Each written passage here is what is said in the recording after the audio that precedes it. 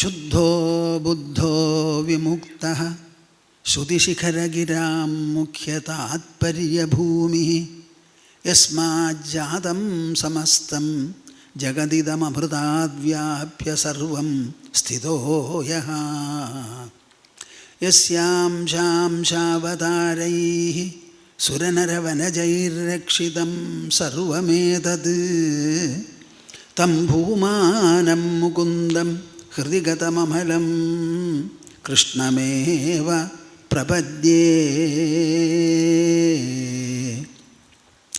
തം ഭൂമാനം മുകുന്ദം ഹൃദി ഗതമമലം കൃഷ്ണമേവ പ്രപദ്യേ.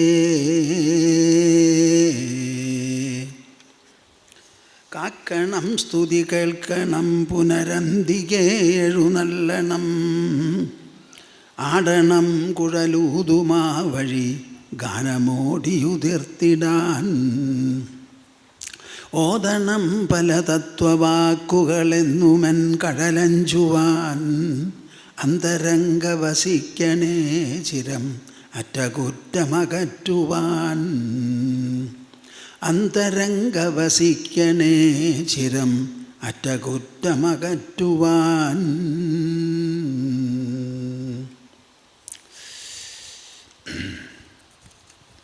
അങ്കനാമങ്കനാമന്തരാ മാധവോ മാധവം മാധവം ചാന്തരേണാങ്കന ഇത്തമാകൽപ്പിതേ മണ്ഡലേ മധ്യഗ സഞ്ജഗൗ വേണുനാ ദേവകീനന്ദനഃ. ലോകാനുന്മദയൻ ശ്രുതിർമുഖരയൻ ക്ഷോണീരുഹാൻ ഹർഷയൻ ശൈലാൻ വിദ്രവയൻ മൃഗാൻ വിവശയൻ ഗോവൃന്ദമാനന്ദയൻ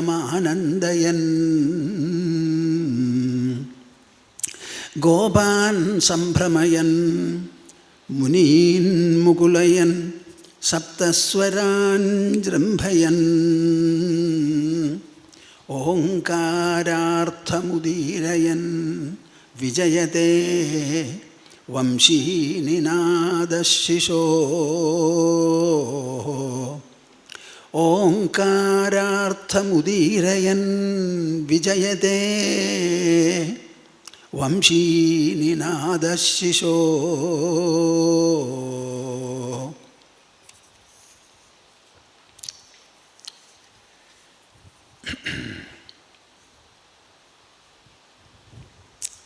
തരുണാരുണകരുണാമയ വിപുലായതനയനം കമലാകുചകലശീഭര പുളകീകൃതഹൃദയം മുരളീരവതരളീകൃത മുനിമാനസനളിനം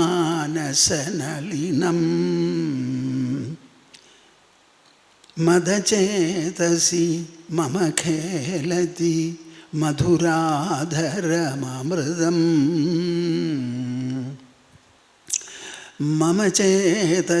മമ ഖേലതി മദചേതസി മധുരാധരം അമൃതം.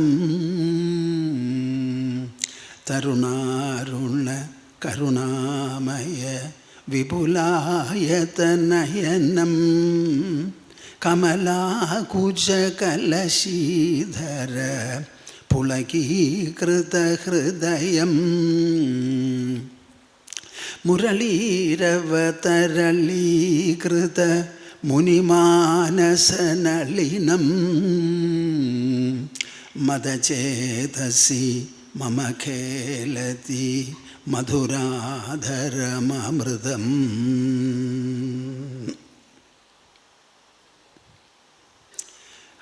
ഹരി ഹരി ഓം തത്സ. ഹരി.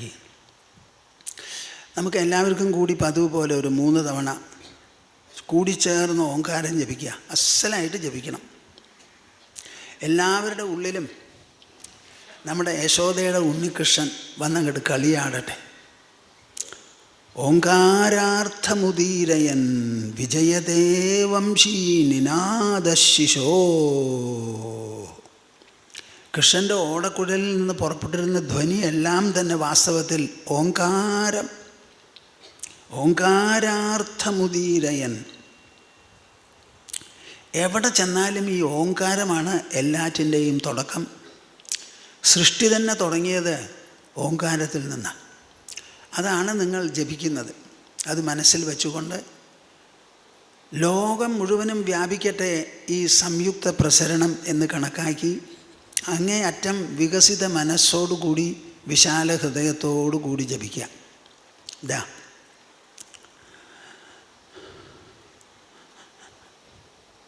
ഓ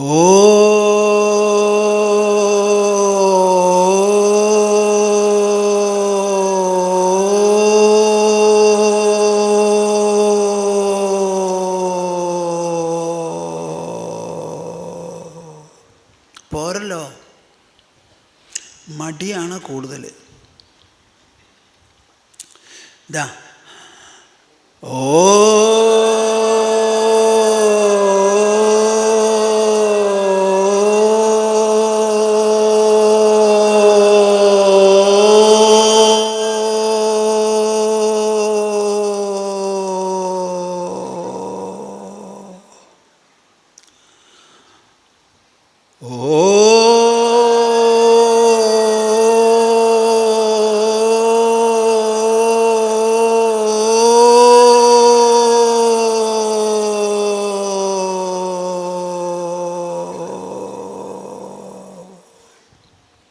ഹരി ഓം തത്സ.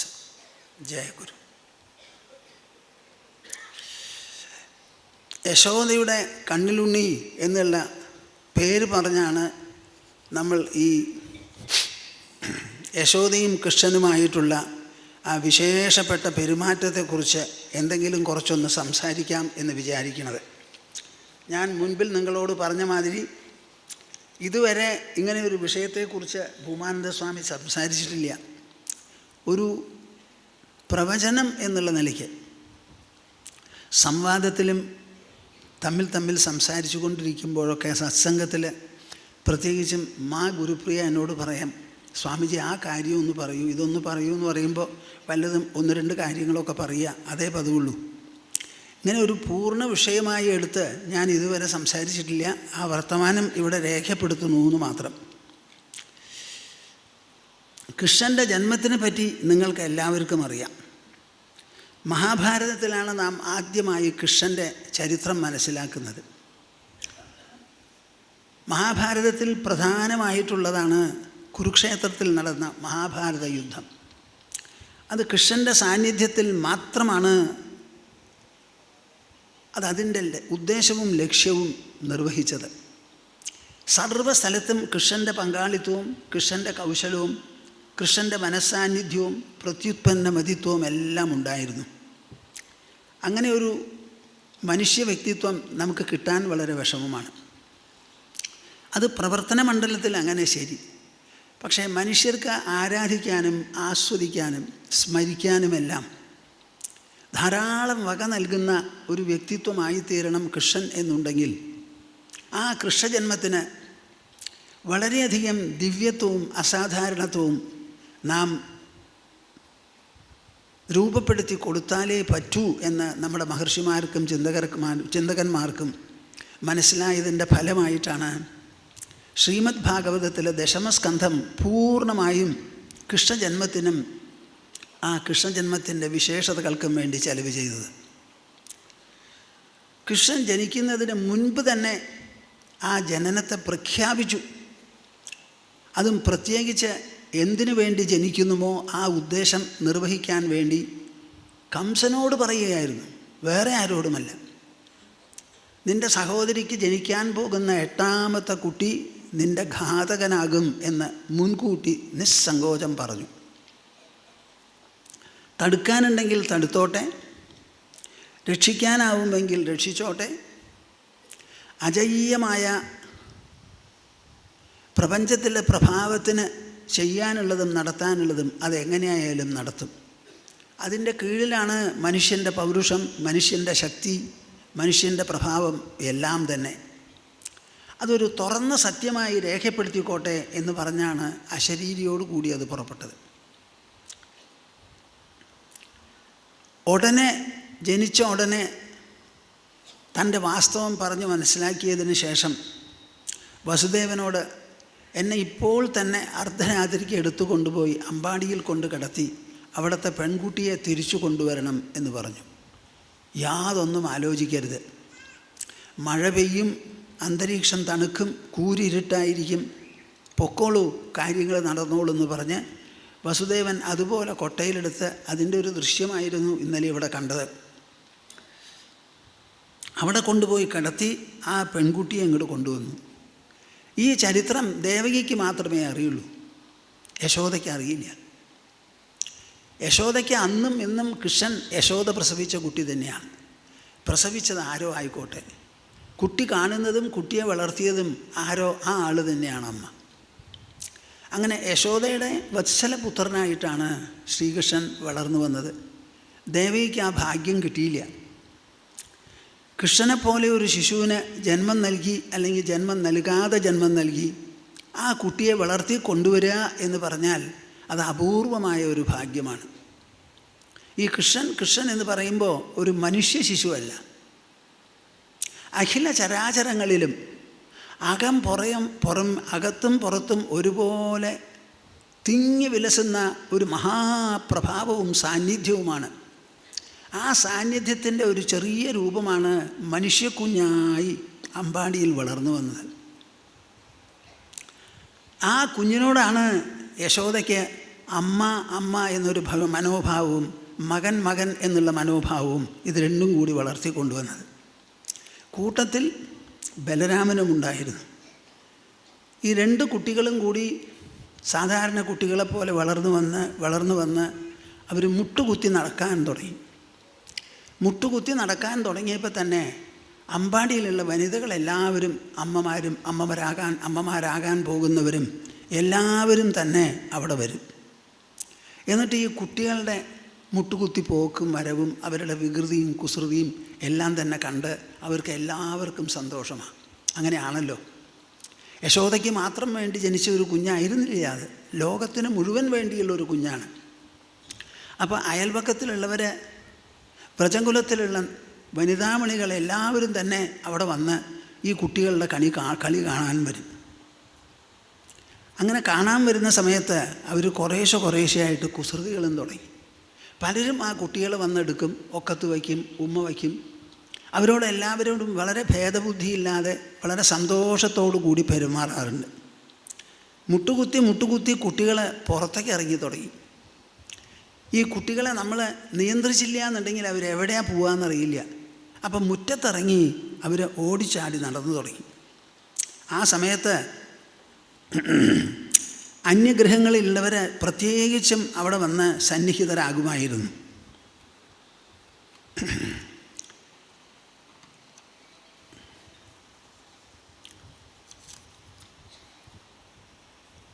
കുട്ടികളിങ്ങനെ മുട്ടുകുത്തി നടക്കുന്ന സമയത്ത് പശുക്കുട്ടികളെ എങ്ങാനും കണ്ട അതിൻ്റെ വാല കടന്ന് പിടിക്കും. അവർക്കൊരു പേടിയില്ല, അവർക്കറിയോ അത് പശുക്കുട്ടിയാണെന്ന്. കൃഷ്ണൻ പ്രത്യേകിച്ചും വാല കടന്ന് പിടിക്കുമ്പോൾ വാല് വളരെ മർമ്മപ്രധാനമായ ഒരു അവയവമാണ് പശുക്കുട്ടികൾക്ക്. അവരത് തൊടാൻ കൂട്ടാക്കില്ല. വാലിങ്ങനെ ബാക്കിയൊന്നും അങ്ങനെ വീശാൻ പറ്റില്ല. അവർ വീശി നോക്കി വിടില്ല എന്ന് കണ്ടപ്പോൾ ഒരു ഓട്ടം കൊടുക്കും. ഇവർ പിടിവിടൂല്ല. അങ്ങനെ കൃഷ്ണൻ പിടിവിടാതെ ഒപ്പം പോകുമ്പോൾ ചറക്കി അങ്ങോട്ട് വീഴും. പശുക്കുട്ടികളുടെ പാട്ടിലോടും. ഇവർ ചറക്കി വീണത് മാത്രം ബാക്കി. പൂഴിയിലൊക്കെ പെരണ്ട് കണ്ടവർ ആ കുട്ടിയെ എടുത്ത് ഒക്കത്ത് വെച്ച് പൊടിയൊക്കെ ഒന്ന് തട്ടുന്നതിൻ്റെ ഇടയിൽ ഒരു 1-2 ഉമ്മയും കൊടുക്കും. അപ്പോൾ ആ പൊടിയൊക്കെ അവരുടെ കവളത്താവും. ഇത് കാണുമ്പോൾ കൃഷ്ണൻ ഇതെന്താപ്പം അതൊരു രസം എന്ന് തോന്നി കൈകൊണ്ടൊക്കെ ഒന്ന് പിച്ചും ഒന്ന് മാന്തും ഒന്ന് തുടയ്ക്കും. ഇങ്ങനെയാണ് എന്ത് കാര്യത്തിലും ഈ കുട്ടിയുടെ പെരുമാറ്റം.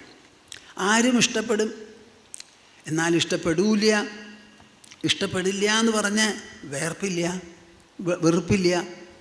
അങ്ങനെ ചെറുപ്പം മുതൽക്ക് തന്നെ എല്ലാവർക്കും വളരെ രസമാണ്. ഈ കുട്ടി സ്വഗൃഹത്തിൽ കാണിക്കുന്ന സ്വാതന്ത്ര്യം എല്ലാ വീടുകളിലും കാണിക്കും. അമ്മയോട് മാത്രമല്ല ആ കുട്ടി ശിശുത്വം, അമ്മത്തം എന്ന് പറഞ്ഞിട്ടുള്ള ആ ബന്ധം. അയൽവക്ക വീട്ടിൽ പോയാലും ഇത് എൻ്റെ വീടാണെന്ന് വിചാരിച്ചാണ് അവൻ പെരുമാറുക. അതിലൊരു കുഴപ്പമില്ല. അപ്പോൾ എല്ലാവർക്കും അതുപോലെ എൻ്റെ കുട്ടിയാണ് എന്നൊരു തോന്നൽ ആ ശിശുവിന് ജനിപ്പിക്കാൻ സാധിച്ചു എന്നുള്ളതാണ് കൃഷ്ണജന്മത്തിൻ്റെ വിശേഷം. ഒരു ദിവസം മറ്റുള്ള വീടുകളിൽ ചെന്ന് പല കുസൃതികളും എല്ലാം കാണിച്ച് അവർക്ക് വിഷമമുണ്ടാക്കി കൊടുക്കും. അവരുടെ അകത്ത് പ്രവേശിക്കാൻ കൃഷ്ണൻ ഒരു പെർമിഷനോ ഒരു അനുവാദമോ ഒന്നും വേണ്ട, എപ്പോൾ വേണമെങ്കിൽ പോവും. ഇവരെങ്ങാനും ജോലിയിലൊക്കെ ആയി അല്ലെങ്കിൽ തിരക്കുണ്ട് എന്ന് പറഞ്ഞാൽ അവിടുത്തെ പശുക്കുട്ടികളെ അഴിച്ചിടും. പശുക്കുട്ടികളെ അഴിച്ചിട്ടാൽ അതിനെ കെട്ടാൻ പോവും ഈ വീട്ടമ്മമാർ. ആ സമയത്ത് അകത്തേക്കാണ് കിടന്ന് നോഴിയും. എന്നിട്ട് കൃഷ്ണൻ്റെ ദൃഷ്ടി മുഴുവനും വെണ്ണപ്പാത്രവും പാലും എവിടെയാണെന്ന് വെച്ചാൽ അവിടെയാണ്. മൂപ്പർക്ക് വേറെ ഒന്നും വേണ്ട ഈ കുട്ടിക്ക്. അത് കണ്ടുപിടിക്കാൻ ഈ നായ്ക്കളൊക്കെ ഉണ്ടല്ലോ, മണത്ത് ചില സാധനങ്ങൾ കണ്ടുപിടിക്കുക. എനിക്ക് തോന്നുന്നു കൃഷ്ണന് നായയുടെ മൂക്കായിരിക്കും തോന്നുന്നു. എവിടെയാണ് ചെന്നിട്ട് ഈ തൈരും വെണ്ണയും വച്ചിരിക്കണേ, എവിടെയാണ് അത് കണ്ടുപിടിക്കാനൊരു വിഷമവുമില്ല. ഇവരുടെ ശ്രദ്ധ അകറ്റാൻ വേണ്ടിയിട്ടാണ് ഈ പൈക്കുട്ടികളെ അഴിച്ചിടുന്നത്. അവിടെ ചെന്നു എവിടെയാണെന്ന് വെച്ചാൽ അവിടെ കയറി വെണ്ണയിൽ കൈവയ്ക്കും, ഇഷ്ടം പോലെ തിന്നും. വേണ്ടി വന്നാൽ കുരങ്ങന്മാർക്കും കൊടുക്കും. കുരങ്ങന്മാരും കൃഷ്ണനും കൂടി വലിയ ഒരു അടുപ്പമായി. കൃഷ്ണൻ എവിടെ പോയി എന്ന് മരത്തിൻ്റെ മുകളിലിരുന്ന് ഇങ്ങനെ നോക്കി കൃഷ്ണൻ പോയി എന്ന് കണ്ടാൽ തീരുമാനിക്കാം അവർക്ക് ഞങ്ങൾക്ക് എന്തെങ്കിലും കിട്ടുന്നു. അപ്പോൾ കൃഷ്ണൻ ഒരിക്കലും ഈ വെണ്ണ കക്കണത് തനിക്കായി കക്കാറില്ല. എപ്പോൾ വെണ്ണ തിന്നോ ഒരംശം മാത്രമേ എടുക്കുള്ളൂ. ഭീമമായിട്ടുള്ള ഭാഗം കൊടുക്കുന്നത് മറ്റുള്ളവർക്കും, വിശിഷ്യ കുരങ്ങന്മാർക്ക്. അപ്പോൾ കുരങ്ങന്മാരും കൃഷ്ണനും കൂടി വലിയ ഒരു സൗഹൃദം വളർന്നു കഴിഞ്ഞു. കൃഷ്ണൻ അകത്തേക്ക് പോണത് കണ്ട ഒരു കുരങ്ങൻ മറ്റേ കുരങ്ങന് സിഗ്നൽ കൊടുക്കുകയായി. എല്ലാവരും കൊമ്പത്ത് വന്നിരിക്കും മരത്തിൻ്റെ. അത് കഴിഞ്ഞാലോ മുറ്റത്തേക്ക് താഴത്തേക്ക് ഇറങ്ങി നമുക്ക് കിട്ടാനുള്ള ഷെയർ ഇപ്പോൾ കിട്ടുമെന്ന് വിചാരിച്ചിട്ടാണ് എല്ലാവരും അടുത്ത് വരിക. ഇതാണ് കുരങ്ങന്മാരുടെ സമ്പ്രദായം. ഒരു സ്ഥിര സൗഹൃദമാണ്. അതിനാരും വിളിക്കേണ്ട ആവശ്യമില്ല. അവരും കൃഷ്ണനുമായിട്ടുള്ള ഭാഷയൊന്ന് വേറെയാണ്, അതിൻ്റെ നോട്ടീസ് കൊടുക്കലൊക്കെ ഒന്ന് വേറെയാണ്. ഇത് വീട്ടമ്മമാർക്ക് അറിയൂല, പിടിയൂല. അവർ കാണുന്നത് കുരങ്ങന്മാരെ മാത്രമാണ്. നമ്മുടെ വെണ്ണക്കുടം പൊട്ടിയത് ചില സമയത്തുണ്ടാവും, അതും വളരെ രസകരമാണ്. കൃഷ്ണന് പൊട്ടിക്കാൻ പറ്റിയില്ല, അയാൾ കൈകൊണ്ട് എത്തിയില്ല എന്നുണ്ടെങ്കിൽ കിട്ടിയ വടി കൊണ്ടൊരു തല്ലാതല്ലും, അല്ലെങ്കിൽ കനപ്പെട്ട വല്ല കളിക്കോപ്പ് സാമഗ്രികൾ കൊണ്ടൊരു ഏറ കൊടുക്കും. സാധനം പൊട്ടി പുറത്തേക്ക് വരണം. അപ്പോൾ വായ തുറന്ന് കിട്ടാവുന്നത് കുടിക്കും, പിച്ചും മാന്തും ഒക്കെ ചെയ്യും. ഇങ്ങനെയൊക്കെയാണ് ഈ കുട്ടിയുടെ കളി. ഗോപസ്ത്രീകൾക്ക് നല്ല വിഷമമുണ്ട്. എന്നാൽ വിഷമത്തിനേക്കാളേറെ സന്തോഷവും ആനന്ദവുമാണ് അവരുടെ മന്ദഹാസം, അവരുടെ പുഞ്ചിരി. അവർക്ക് തടുത്തു നിർത്താൻ പറ്റില്ല. കൃഷ്ണ നീ എന്താ കാണിച്ചതെന്ന് ചോദിക്കുമ്പോൾ ആ ചോദിക്കുന്ന സ്വരത്തിൽ പോലും കാണുന്നത് ഒരു സ്നേഹമസൃണതയാണ്. കാര്യം കൃഷ്ണൻ ചെയ്യുന്നത് ബുദ്ധിമുട്ടാണ്, ഉപദ്രവമാണ്, വിഷമാണെന്നൊക്കെ ഉണ്ടെങ്കിലും കൃഷ്ണനോടൊരു ദേഷ്യമോ വെറുപ്പോ ഈ യശോദ, ഈ കുലനന്ദനമാർക്ക്, അവിടെയുള്ള വനിതാമണികൾക്ക് ആർക്കും, ഒരാൾക്കും, വ്രജകുല രമണി സുന്ദര രമണികൾക്ക് ഒരൊറ്റ ആൾക്കും അവർക്കൊരലോക്യം കൃഷ്ണൻ്റെ അടുത്തില്ല. നേരെ മറിച്ച് സ്വാഗതമാണ്. എന്തായാലും വിഷമങ്ങൾ അനവധി ഉണ്ടല്ലോ, അത് കണക്കാക്കി അവരെന്ത് ചെയ്തു? ഒരു ദിവസം നമ്മളെ വീട്ടിൽ നടക്കുന്ന ഈ കോലാഹലങ്ങളെല്ലാം പെറ്റ അമ്മയെ തന്നെ, വളർത്തമ്മയെ തന്നെ പറഞ്ഞ് മനസ്സിലാക്കുക എന്ന് പറഞ്ഞ് ഒരു പരാതി, ഒരു മെമ്മറാൻഡം ബോധിപ്പിക്കാനായി അവരെല്ലാവരും കൂടി കൂട്ടം കൂടി യശോദയുടെ കോവിലകത്ത് ചെന്നു. പശുക്കുട്ടികളെ അഴിച്ചിട്ടാൽ കുട്ടികളെ പിടിച്ച് കെട്ടേണ്ടി വരും.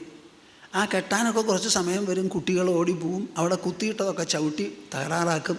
അപ്പോൾ പശുക്കുട്ടിയെ അഴിച്ചു വിടാൻ പറ്റില്ല, അവരും കുട്ടികൾ തന്നെയാണ്. അപ്പോൾ അതിനെ പിടിച്ച് കെട്ടാൻ കുറേ സമയം എടുക്കുന്നതിൻ്റെ ഇടയിൽ കൃഷ്ണൻ്റെ ഈ കളവും സൂത്രങ്ങളും ചതിയും ഒക്കെ നടത്തുന്നുണ്ടാവും, ആ അഭിനയമൊക്കെ കഴിഞ്ഞിട്ടുണ്ടാവും.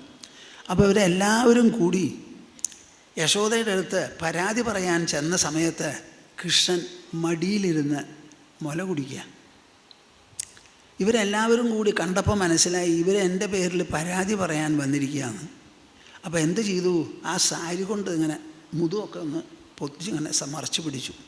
അങ്ങനെ മറച്ചു പിടിച്ചാലും കഴുത്തും കാണാം, അരഞ്ഞാണും കാണാം, കാലിലുള്ളതൊക്കെ കാണാം, ആഭരണങ്ങൾ. അപ്പോൾ സാധാരണ കാണുന്നൊരു കാഴ്ചയല്ല. സാധാരണ കൃഷ്ണനെ മുമ്പിൽ നിന്നാണ് കാണുക. ഇവിടെ ഇപ്പോൾ കൃഷ്ണനെ കാണുന്നത് പിന്നിൽ നിന്നാണ്. നോക്കുമ്പോൾ എന്തൊരഴകാണ്! കൃഷ്ണൻ മുല കുടിച്ചിരിക്കുന്ന ഒരു ഇരിപ്പാണ്. ഒരു കുട്ടിക്കോ ഒരു സ്ത്രീക്കോ ഏറ്റവും സഹജമായി നൈസർഗിക സൗന്ദര്യത്തോടു കൂടി ചെയ്യാൻ പറ്റാവുന്നൊരു പ്രവൃത്തിയാണ് പെറ്റ കുഞ്ഞിന് മുല കൊടുക്കുക എന്ന് പറഞ്ഞാൽ. ആ കുട്ടി അമ്മയുടെ മുല കുടിച്ചുകൊണ്ടിരിക്കുക എന്ന് പറഞ്ഞാൽ ഇതിലേറെ നൈസർഗികതയില്ലല്ലോ. അപ്പം അവർ വന്നപ്പോൾ അപ്രതീക്ഷിതമായ ഒരു കാഴ്ചയാണ്. അവർക്ക് പറയാനുള്ളത് എന്താ? കൃഷ്ണനെ പറ്റിയിട്ടുള്ള കുറ്റങ്ങളാണ്. അത് കേൾക്കാനുള്ള ആളോ യശോദയാണേനും. പക്ഷേ അവിടെ ആരെപ്പറ്റി കുറ്റം പറയാൻ പോണോ ആ കുഞ്ഞവിടെ ഇരിക്കണു. നീ എപ്പോഴാണ് എണീക്കാന്ന് എന്താ അറിയാം? യശോദ ചോദിച്ചു, നിങ്ങളെല്ലാവരും കൂടി എന്താ വന്നേ? എന്തോ മനസ്സിലിരിപ്പുണ്ട് എന്ന് തോന്നുന്നുണ്ടല്ലോ, അല്ലെങ്കിൽ ഒന്നിച്ചിങ്ങനെ വരില്ലല്ലോ. അപ്പോൾ അവർക്ക് മിണ്ടാണ്ടിരിക്കാൻ പറ്റുമോ? സമയം കളയാൻ പറ്റുമോ? അവർ തുടങ്ങി അവർക്ക് പറയാനുള്ളതൊക്കെ. നിൻ്റെ മോൻ നീ വിചാരിക്കുന്ന പോലെയൊന്നുമല്ല. ഇവിടെ എങ്ങനെയാണ് അവൻ പെരുമാറുന്നതെന്ന് ഞങ്ങൾക്കറിയില്ല. ഒന്ന് കാണാനും കൂടിയാണ് വന്നത്. ഞങ്ങളുടെ വീട്ടിൽ നടക്കുന്ന കോലാഹലങ്ങൾ ഇതാണ്. ഒരു ദിവസമെങ്കിലും ഇവൻ കഷ്ടപ്പെടുത്താത്ത ദിവസമില്ല. എന്തൊക്കെയാണ് അവൻ കാണിക്കുകയെന്നറിയോ? അവൻ വന്നു അന്വേഷിച്ചു, അവൻ ഉദ്ദേശിച്ച വെണ്ണ കിട്ടിയില്ല എന്നുണ്ടെങ്കിൽ ഞങ്ങളുടെ കുട്ടികളെ നല്ല മൂർത്ത നഖം കൊണ്ട് നുള്ളി കരയിപ്പിച്ചിട്ടാണ് പോവുക അവിടുന്ന്. ചെയ്യുന്നതൊക്കെ വികൃതിയാണ്. മറ്റുള്ളവർക്കൊക്കെ ഉപദ്രവമാണ്. ഉപകാരമുള്ളതൊന്നും നിൻ്റെ കുട്ടി ചെയ്യാറില്ല. ഞങ്ങൾക്കൊക്കെ വിഷമമാണ്. എന്നാൽ അവരിവിടെ കംപ്ലൈൻറ്റ് പറയാൻ വന്നിട്ടുണ്ടല്ലോ. അവരെങ്ങനെയാണ് വന്നിരിക്കണേന്നറിയോ? കൃഷ്ണനെങ്ങാനും ഇനി പോയാൽ അവന് തിന്നാൻ വെണ്ണയുണ്ടാവണം, കുടിക്കാൻ പാലും ഉണ്ടാവണം എന്ന് പറഞ്ഞ് അതൊക്കെ തയ്യാറാക്കി വെച്ചിട്ട് അവർ കംപ്ലൈൻറ്റ് ചെയ്യാൻ വന്നിരിക്കണം. ഇങ്ങനെയുണ്ടോ ഒരു നേരം പോക്ക്? സ്വതവേ ആരോട് ദേഷ്യം ഉണ്ടെങ്കിൽ ദേഷ്യം മുഴുവനും പ്രകടമാക്കാൻ വരുമ്പോൾ അവൻ എങ്ങാനും നമ്മുടെ വീട്ടിലേക്ക് വന്നാൽ തിന്നാൻ ഇല്ലാതെ വരരുതല്ലോ. കുരങ്ങന്മാർ തിന്നോ ബാക്കിയുള്ളവർ തിന്നോ, അതവിടെ ഇരിക്കട്ടെ.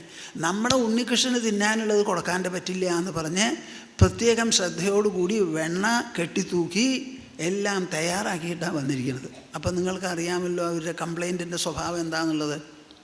അവിടെ നിന്ന് കൃഷ്ണൻ്റെ ചെയ്തികൾ ഓരോന്നോരോന്നായിട്ട് പറഞ്ഞു തുടങ്ങി. ഇതങ്ങോട്ട് കേട്ടപ്പോൾ യശോദയ്ക്ക് തോന്നി, നിങ്ങൾ എൻ്റെ മോനെ പറ്റി ഇത്ര പറയുന്നുണ്ടല്ലോ, ഇത് മുഴുവൻ ശരിയാണെന്ന് എനിക്ക് തോന്നുന്നില്ല. എൻ്റെ മോനങ്ങനെ കക്കുമോ? ആരാണ് ഈ കക്കുക? കക്കുന്നത് എപ്പോഴാണ്?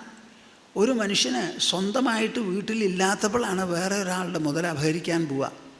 ഞാനിവിടെ മഹാറാണിയാണ്, നന്ദനാണ് രാജാവ്, നിങ്ങൾക്ക് എല്ലാവർക്കും അറിയാം. ഞങ്ങളുടെ കോവിലകത്തിൽ ഒന്നിൻ്റെയും അഭാവമില്ല, എല്ലാം സുലഭമാണ് ഇവിടെ. അവൻ എത്ര വേണമെങ്കിലും വെണ്ണ ഇവിടെ കിട്ടാനുണ്ട്. നമ്മുടെ ഗോവർദ്ധനത്തിലുള്ള കുരങ്ങന്മാരെ മുഴുവനും തീറ്റണമെങ്കിലും ഞാനും ഇവിടെയുള്ളവരും തയ്യാറാണതിന്. അപ്പോൾ എൻ്റെ മോൻ കട്ടു എന്നങ്ങോട്ട് പറയുമ്പോൾ നിങ്ങളോട് എനിക്ക് സ്നേഹമുണ്ട്, വളരെയധികം അടുപ്പമുണ്ട്. നിങ്ങൾ പറയുന്ന വാക്കിനെ ഞാൻ അവിശ്വസിക്കുന്നില്ല. പക്ഷേ എൻ്റെ മകൻ അങ്ങനെ ചെയ്തു എന്ന് പറയണത് വിശ്വസിക്കാനും എൻ്റെ മനസ്സ് സമ്മതിക്കുന്നില്ല. അവൻ എന്തിന് കക്കണു എന്നാണ് എൻ്റെ മനസ്സ് ചോദിക്കുന്നത്. ഇല്ലാത്തവരാണല്ലോ ഈ കക്കാൻ പോവുക. അവൻ ചോദിച്ചതൊക്കെ ഉണ്ടല്ലോ. അവൻ്റെ കഴുത്ത് നോക്കൂ, അവൻ്റെ കൈ നോക്കൂ, അവൻ്റെ വിരൽ നോക്കൂ, അരഞ്ഞാണ് നോക്കൂ, കാല് നോക്കൂ. എവിടെ നോക്കിയാലും അവന് പിച്ചത്തരം എന്നൊന്നില്ലല്ലോ, പഞ്ഞത്തമില്ലല്ലോ, എല്ലാം സുലഭമല്ലേ. അതുപോലെയാണ് വേഷഭൂഷണങ്ങൾ, വസ്ത്രങ്ങൾ, അതുപോലെയാണ് ഭക്ഷണം. അവന് കൽക്കണ്ടിട്ട പാലാണ് ഞാൻ കൊടുക്കാറുള്ളത്. എന്തിൻ്റെയാണ് കുറവ്? ഒരു കുറവുമില്ല. നിങ്ങളാണെങ്കിൽ വന്ന് പറയണു കക്കണു എന്ന്. ഇതെങ്ങനെയാണ് ഞാൻ വിശ്വസിക്കുക? ഒരു പക്ഷേ അവൻ ഓടി നടക്കണ കുഞ്ഞല്ലേ, അതുകൊണ്ട് എനിക്ക് തോന്നുന്നു വിശപ്പ് തോന്നുന്നുണ്ടാവും. അതുകൊണ്ട് നിങ്ങൾ എന്തു വേണം? അവൻ വീട്ടിൽ വന്നാൽ എന്തെങ്കിലും ഒരു സാധനം വിശപ്പടക്കാൻ വേണ്ടി കൊടുക്കുക. അതാണ് നിങ്ങൾ ചെയ്യേണ്ടത്. യശോദേ നീ എന്താ പറയണത്? ഞങ്ങൾ കൊടുക്കണില്ലേ? ഞങ്ങൾ കൊടുത്താൽ അവൻ വാങ്ങില്ല. ഒരു സാധനം കൊടുക്കാനല്ലേ പറ്റുള്ളൂ, വാങ്ങാമെന്ന് പറയാൻ പറ്റില്ലല്ലോ. ഞങ്ങൾ കൊടുത്താൽ അവർ മേടിക്കില്ല. അവന് നേരെ ഉറിയുള്ള മുറിയിൽ ചെല്ലണം. അത് അങ്ങനെ ഇങ്ങോട്ട് മോന്തണം, അല്ലെങ്കിലോ തട്ടിപ്പൊട്ടിക്കണം. കുരങ്ങന്മാർക്ക് കൊടുക്കണം എന്നുള്ളത് നിർബന്ധം. അപ്പം ഞങ്ങൾ കൊടുക്കായോ ഞങ്ങൾക്ക് സ്നേഹമില്ലായോ അല്ല. നിനക്ക് പെറ്റു വളർത്തണു എന്നുള്ളതാണ് കൃഷ്ണനോടുള്ള സ്നേഹം. ഞങ്ങൾക്ക് പെറ്റിട്ടില്ല, വളർത്തണില്ല എന്നുള്ളതിൻ്റെ പേരിൽ കൃഷ്ണനോട് നിനക്കുള്ളതിനേക്കാളും സ്നേഹവും വാത്സല്യവും മമതയുമുണ്ട്. അപ്പം ഞങ്ങൾ തയ്യാറാക്കി വയ്ക്കുന്ന സാധനങ്ങൾക്കൊക്കെ നീ തയ്യാറാക്കുന്നതിനേക്കാൾ രുചിയുണ്ട്. നിൻ്റെ വീട്ടിൽ ജോലിക്കാർ കൂടുതലാണ്, മഹാറാണിയാണല്ലോ. അപ്പം നീ സ്വന്തം കൈകൊണ്ടൊന്നും ചെയ്യാറില്ല. ഞങ്ങളാണെങ്കിൽ ഞങ്ങൾ തന്നെയാണ് തൈര് കടയുന്നതും വെണ്ണ ഉരുട്ടുന്നതും. അത് കഴിയുവെടുപ്പാക്കി കൃഷ്ണൻ വരുമല്ലോ എന്ന് വിചാരിച്ച് ഭംഗിയായി ഉരുട്ടി ഭംഗിയായിട്ട് അവിടെ വയ്ക്കുന്നത് ഞങ്ങളാണ്. നീ അങ്ങനെ ചെയ്യാറുണ്ടോ? ഇല്ല. പിന്നെ ആരാ ചെയ്യണേ? ജോലിക്കാർ. അപ്പോൾ ഏത് വെണ്ണയ്ക്ക് ആസ്വാദ് കൂടുക? ഒന്നങ്ങോട്ട് പറയൂ, കേൾക്കട്ടെ. ഇതാണ് അവരുടെ സമ്പ്രദായം. നിങ്ങൾ ഇത്രയൊക്കെ പറയുന്നുണ്ടല്ലോ, ഒന്ന് ക്ഷമിക്കണം. അപ്പോൾ വിശപ്പിൻ്റെ കാര്യമല്ലെങ്കിൽ എൻ്റെ മോന് വലിയ നാണാ.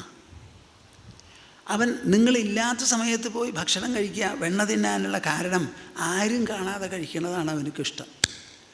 ഞാൻ സാധാരണ തുറന്നിങ്ങനെ മുല കൊടുക്കാറില്ല. അവന് വേണ്ടതൊക്കെ ആരുമില്ലാത്തപ്പോൾ സൂക്ഷിച്ച് ഏകാന്തമായ ഒരു സ്ഥലത്തിരുന്ന് പൂർണ്ണ മനസ്സോടുകൂടിയാണ് ഞാൻ കൊടുക്കാറുള്ളത്. 4 ആൾ കൂടി സംസാരിച്ച് ഊണ് കഴിച്ചാൽ ഊണ് ശരിയാവില്ല, വിളമ്പി തരുന്നവർക്ക് തൃപ്തിയുമില്ല. അപ്പം നമ്മളുടെ ഇടയിൽ ഒരു പറച്ചിലുണ്ട്, ഊണ് കഴിക്കുമ്പോൾ മിണ്ടരുത്. ഊണ് കഴിക്കുമ്പോൾ ആ ഊണ് കഴിക്കാനുള്ള വിഭവങ്ങളുടെ മുകളിൽ മാത്രമേ നമുക്ക് ശ്രദ്ധയുണ്ടാവൂ. ആവശ്യമുള്ള സാധനങ്ങൾ ആവശ്യത്തിനനുസരിച്ച് കൂട്ടുക, പോരെങ്കിൽ ആവശ്യപ്പെടുക, കൊണ്ടുവരുമ്പോൾ അത് വിളമ്പിപ്പിക്കുക. അതിലൊക്കെ ശ്രദ്ധ വേണമെന്നുണ്ടെങ്കിൽ വിളമ്പുകാർക്കും നമുക്കും സൗകര്യമാവണമെങ്കിൽ മിണ്ടാൻ്റെ ഊണ് കഴിക്കണം. ഇത് മനസ്സിലാക്കി ഞാൻ ആരും കാണാത്തൊരു സ്ഥലത്തിരുന്നാണ് അവൻ ചോറ് കൊടുക്കാറുള്ളത്. അപ്പോൾ അവന് നാണമുണ്ട്. ആ നാണം നിങ്ങളോട് പറയാൻ വിഷമമുണ്ടാവും. അതായിരിക്കും പൈക്കുട്ടി അഴിച്ചിട്ട് നിങ്ങളെ വല്ലോടത്തൊക്കെ ഓടിച്ച് അവൻ സൂത്രത്തിൽ അവിടെ ചെന്ന് ആരുമില്ലാത്തപ്പോൾ കഴിക്കുന്നത്. എന്നാൽ പിന്നെ കുരങ്ങന്മാർ അവൻ തിന്നതിന് ശേഷമാണ് വിളിച്ചു കൊടുക്കുക, തിന്നുന്നതിന് മുമ്പ് കൊടുക്കാറില്ല. അപ്പോൾ കുരങ്ങന്മാർ അവൻ ഭക്ഷിക്കുമ്പോൾ കാണില്ല, കാണുന്നുണ്ടെങ്കിൽ മനുഷ്യരെ കാണുള്ളൂ. അതവന് ഇഷ്ടമില്ല. ആ നാണം കൊണ്ടായിരിക്കും ഇത് സംഭവിക്കുന്നത് എന്നായി യശോദ.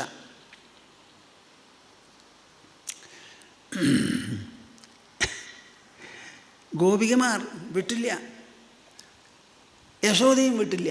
അവർ കംപ്ലൈൻറ്റ് തുടർന്നു. യശോദ പറയുകയാണ്, ഒരു കാര്യം ചെയ്യൂ, നിങ്ങൾ ഈ വെണ്ണ ഒന്ന് ഒളിപ്പിച്ച് വെച്ചുകൂടെ നിങ്ങൾക്ക്?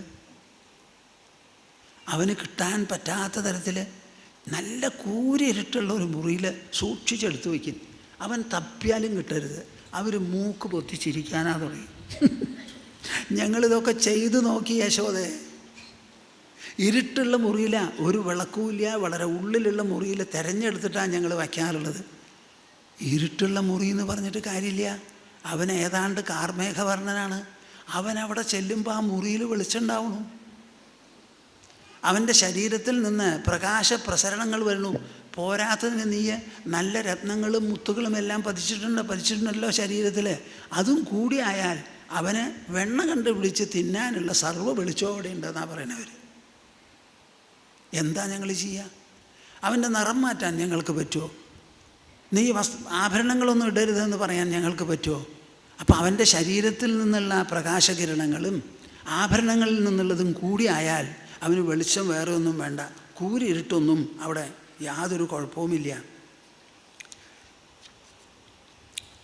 ഇപ്പോൾ യശോദേ, നീ പറയണത് എന്താ? നിൻ്റെ മകൻ പൊന്ന്, ഞങ്ങളൊക്കെയോ ചുണ്ണാമ്പ്. അപ്പം ഞങ്ങൾ എന്തെങ്കിലും പറഞ്ഞാൽ നിനക്ക് വിശ്വസിക്കാൻ വയ്യ. കുറ്റക്കാരൊക്കെ ഞങ്ങളാ, നിൻ്റെ മകനല്ല കുറ്റക്കാരൻ എന്നിങ്ങനെ പറയുന്നുണ്ടല്ലോ. ഭാഗവതത്തിൻ്റെ ഭാഷയിൽ വത്സാൻ മുഞ്ചൻ ക്വചിത സമയേ ക്രോശസഞ്ജാതഃ സഹ സ്ഥേയം സ്വാദ്വത്യഥ ദധിപയഃ കൽപ്പിതൈസ്തേയയോഗൈഃ മർക്കാൻ ഭോക്ഷ്യൻ വിഭജതി സചേത് നാത്തി ഭാണ്ഡം ഭിനത്തി ദ്രവ്യാലാഭേ സഗൃഹകുപിതോ യാത്യുപക്രോശ്യതോകാൻ. ഭാഗവതം വർണ്ണിക്കുന്നത് അത് ശുകമഹർഷി. വത്സാൻ മുഞ്ചൻ ക്വചിത സമയേ ക്രോശസഞ്ജാതഃ സഹ. ഞങ്ങളോട് ചോദിക്കാതെ പശുക്കുട്ടികളെ അങ്ങോട്ട് അഴിച്ചങ്ങോട്ട് വിടും. സ്ഥേയം സ്വാദ്വത്യഥ ദധിപയഃ കൽപ്പിതൈഃ സ്ഥേയയോഗൈഃ. നിൻ്റെ മോന് ആരാ പഠിപ്പിച്ചു കൊടുത്തേ ഈ കളവും ചതിയും മാർഗങ്ങളെന്ന് ഞങ്ങൾക്കറിയില്ല. അവന് വയസ്സെത്രയായി? അതിൻ്റെ ഇടയിൽ പടുകള്ളന്മാർക്ക് സാധിക്കില്ല. അത്രയ്ക്ക് വലിയ സ്ഥേയോപായങ്ങളാണ് നിൻ്റെ മകൻ്റെ കയ്യിൽ. അതിലൊന്നല്ലെങ്കിൽ മറ്റൊന്ന് ഉപയോഗിച്ച് ഞങ്ങളുടെ കണ്ണ് വെട്ടിച്ച് ആരും അറിയാതെ ഇരുട്ടുള്ള മുറിയിൽ ചെന്ന് പെട്ട് അവനെങ്ങനെയോ അവൻ്റെ കണ്ണിന് വെളിച്ചുണ്ടാവും അവിടെ, അതൊക്കെ തട്ടിപ്പൊട്ടിക്കും. ചിലപ്പോൾ വെണ്ണപാത്രത്തിൽ വെണ്ണ കണ്ടില്ല, അല്ലെങ്കിൽ അവന് കിട്ടിയില്ല എന്നുണ്ടെങ്കിലോ എല്ലാം തട്ടി തകർക്കും.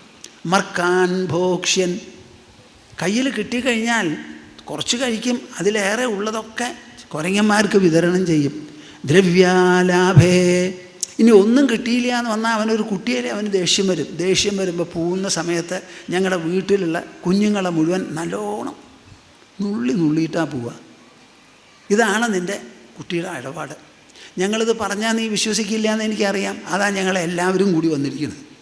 അവനെ വെച്ചുകൊണ്ടാണല്ലോ പറയണത്. ഇതൊക്കെ ചെയ്യുന്നവനെ ചെയ്തോ ചെയ്തില്ലേ എന്നറിയാം. അവൻ പറയട്ടെ ഞാനിത് ചെയ്തിട്ടില്ല എന്ന്. ഞങ്ങളുടെ മുഖം നോക്കി നിൻ്റെ മുഖം നോക്കി കണ്ടോ മിണ്ടാൻ്റെ മുല കുടിച്ചുകൊണ്ടിരിക്കുക. ഞങ്ങൾ വന്ന ഭാവം അവൻ നടിക്കുന്നില്ല. എന്താ കാരണം? ചെയ്തിട്ടുണ്ട് ഞങ്ങൾ പറയുന്ന അറിയാം. ഇങ്ങനെയുണ്ടോ ഒരേർപ്പാട്? ചോരയേഷ ഇതി കേനചിദുക്തഃ ക്രുദ്ധയേവ നിഗദത്യതിദൃഷ്ടഃ ത്വം ഹി ചോര ഇദമേവ മദീയം ഗേഹമസ്യ സകലം ഹി മമൈവ. നിങ്ങൾ കേൾക്കണുണ്ടോ പറയണത്? ചോരയേഷ ഇതി കേനചിദുക്തഃ ക്രുദ്ധയേവ നിഗദത്യതിദൃഷ്ടഃ ത്വം ഹി ചോര ഇദമേവ മദീയം ഗേഹമസ്യ സകലം ഹി മമൈവ. ഇവന് വയസ്സെത്രയായി? 4, 5, 5 വയസ്സായി. അവൻ പറയണത് എന്താണെന്നറിയോ? നിങ്ങൾക്ക് ഒരൊറ്റ ആൾക്ക് എന്നെ നോക്കി ചോരനെ വിളിക്കാൻ പറ്റില്ല. ആരാണ് ഈ ചോരൻ? അവനവൻ്റെ ഗൃഹത്തിൽ നിന്ന് വല്ലതും എടുത്തുകൊണ്ട് പോയാൽ അത് ചോരനാവില്ല. മറ്റൊരാളുടെ ഗൃഹത്തിൽ ചെന്ന് എടുക്കുമ്പോഴാണ് ഒരുത്തനെ കള്ളൻ കട്ടു എന്ന് പറയണത്. ഇത് എൻ്റെ ഗൃഹമാണ്. ഏത് കൃഷ്ണൻ പോകുന്നതൊക്കെ കൃഷ്ണൻ്റെ ഗൃഹമാണ്. ഞാൻ ഇവിടെ വന്നിട്ടുള്ളത് ഇത് എൻ്റെ ഗൃഹമാണെന്ന് പറഞ്ഞാൽ ഈ വ്രജകുലത്തിൽ എത്ര ഗൃഹങ്ങളുണ്ടോ അതൊക്കെ എൻ്റെ ഗൃഹമാണ്. ആ ഗൃഹം എന്നുള്ള അടിസ്ഥാനത്തിലാണ് ഞാൻ വന്നിരിക്കുന്നത്. എന്നിട്ട് ഈ ഗൃഹത്തിലുള്ള ഒരു കുഞ്ഞിന് എന്ത് സ്വാതന്ത്ര്യമുണ്ടോ ആ സ്വാതന്ത്ര്യം ഉപയോഗിച്ചാണ് ഞാൻ ഇവിടുത്തെ വെണ്ണ കഴിക്കുന്നത്. നിങ്ങളെന്തിനാ എന്നെ അന്യനാക്കുന്നത്? യശോദാനന്ദനൻ, യശോദാപുത്രൻ, യശോദാവത്സലൻ എന്ന് നിങ്ങളല്ലേ പറയണത്? ഞാൻ വ്രജകുലവത്സലനാണ്, വ്രജഗൃഹവത്സലനാണ്, അഖില ജീവവത്സലനാണ്. എൻ്റേതല്ലാത്തത് ഈ ലോകത്തിലൊന്നുമില്ല. സർവഗൃഹങ്ങളും എൻ്റെ ഗൃഹങ്ങളാണ്. ത്വം ഹി ചോര ഇദയേവ മദീയം ഗേഹമസ്യ സകലം ഹി മമൈവ. ഈ വ്രജകുലത്തിൽ എത്രയെല്ലാം ഗൃഹങ്ങളുണ്ടോ ആ ഗൃഹങ്ങൾ മുഴുവൻ എൻ്റെയാണപ്പാ. അപ്പം എൻ്റെ മുഖത്ത് നോക്കി നിങ്ങൾ ഒരിക്കലും ഞാൻ ചോരനാണെന്ന് നിങ്ങൾ മിണ്ടിപ്പോവരുത്. നിങ്ങളുടെ മനസ്സിനെ പരിശോധിക്കൂ. നിങ്ങളുടെ വീട്ടിൽ വന്നിട്ടുള്ളത് നിങ്ങളുടെ വീട്ടിലെ പുത്രനോ അതോ അന്യപുത്രനോ എന്നുള്ളത് നിങ്ങളുടെ മനസ്സിൻ്റെ ഭേദബുദ്ധിയാണ്. അത് നിങ്ങളാണ് പരിശോധിക്കണ്ടേ എന്നാണ് നിൻ്റെ മോൻ്റെ വാദം. ഈ വാദത്തിൻ്റെ മുമ്പിൽ ഞങ്ങൾ എന്തു ചെയ്യും? നിങ്ങളൊരു കാര്യം ചെയ്യൂ യശോദേ, അല്ല വ്രജകുല വനിതാമണികളെ, നിങ്ങളൊരു കാര്യം ചെയ്യൂ. നമുക്ക് നമ്മുടെ ഒരു സമ്പ്രദായമുണ്ടല്ലോ, ഉറുമ്പരിക്കാതെയൊക്കെ നോക്കാൻ നമ്മൾ ചെയ്യാറില്ലേ? മോന്തായത്ത് നിന്ന് നല്ല ഒരു ഉറി കെട്ടി ഇവൻ എങ്ങനെ നോക്കിയാലും എത്താത്ത തരത്തിൽ ആ വെണ്ണ കെട്ടിത്തൂക്കൂ. അപ്പോൾ പിന്നെ അവൻ ചെയ്യില്ലല്ലോ. അവരപ്പോഴും ചിരിക്കുക തന്നെയാണ്. ഈ വിദ്യയൊക്കെ ഞങ്ങൾ പഠിച്ചിട്ടുണ്ടെന്നാണ് പറയണേ, പയറ്റി കഴിഞ്ഞു എന്ന്. അപ്പോൾ എന്തെങ്കിലും ചെയ്ത് ഉറിയിൽ കെട്ടിത്തൂക്കിയാൽ അവൻ എത്തില്ലല്ലോ എന്ന് പറയുമ്പോൾ ഞങ്ങൾ കെട്ടിത്തൂക്കി യശോദയെ. കൃഷ്ണൻ അവിടെ ഇരുന്ന് പാല് കുടിക്കുക.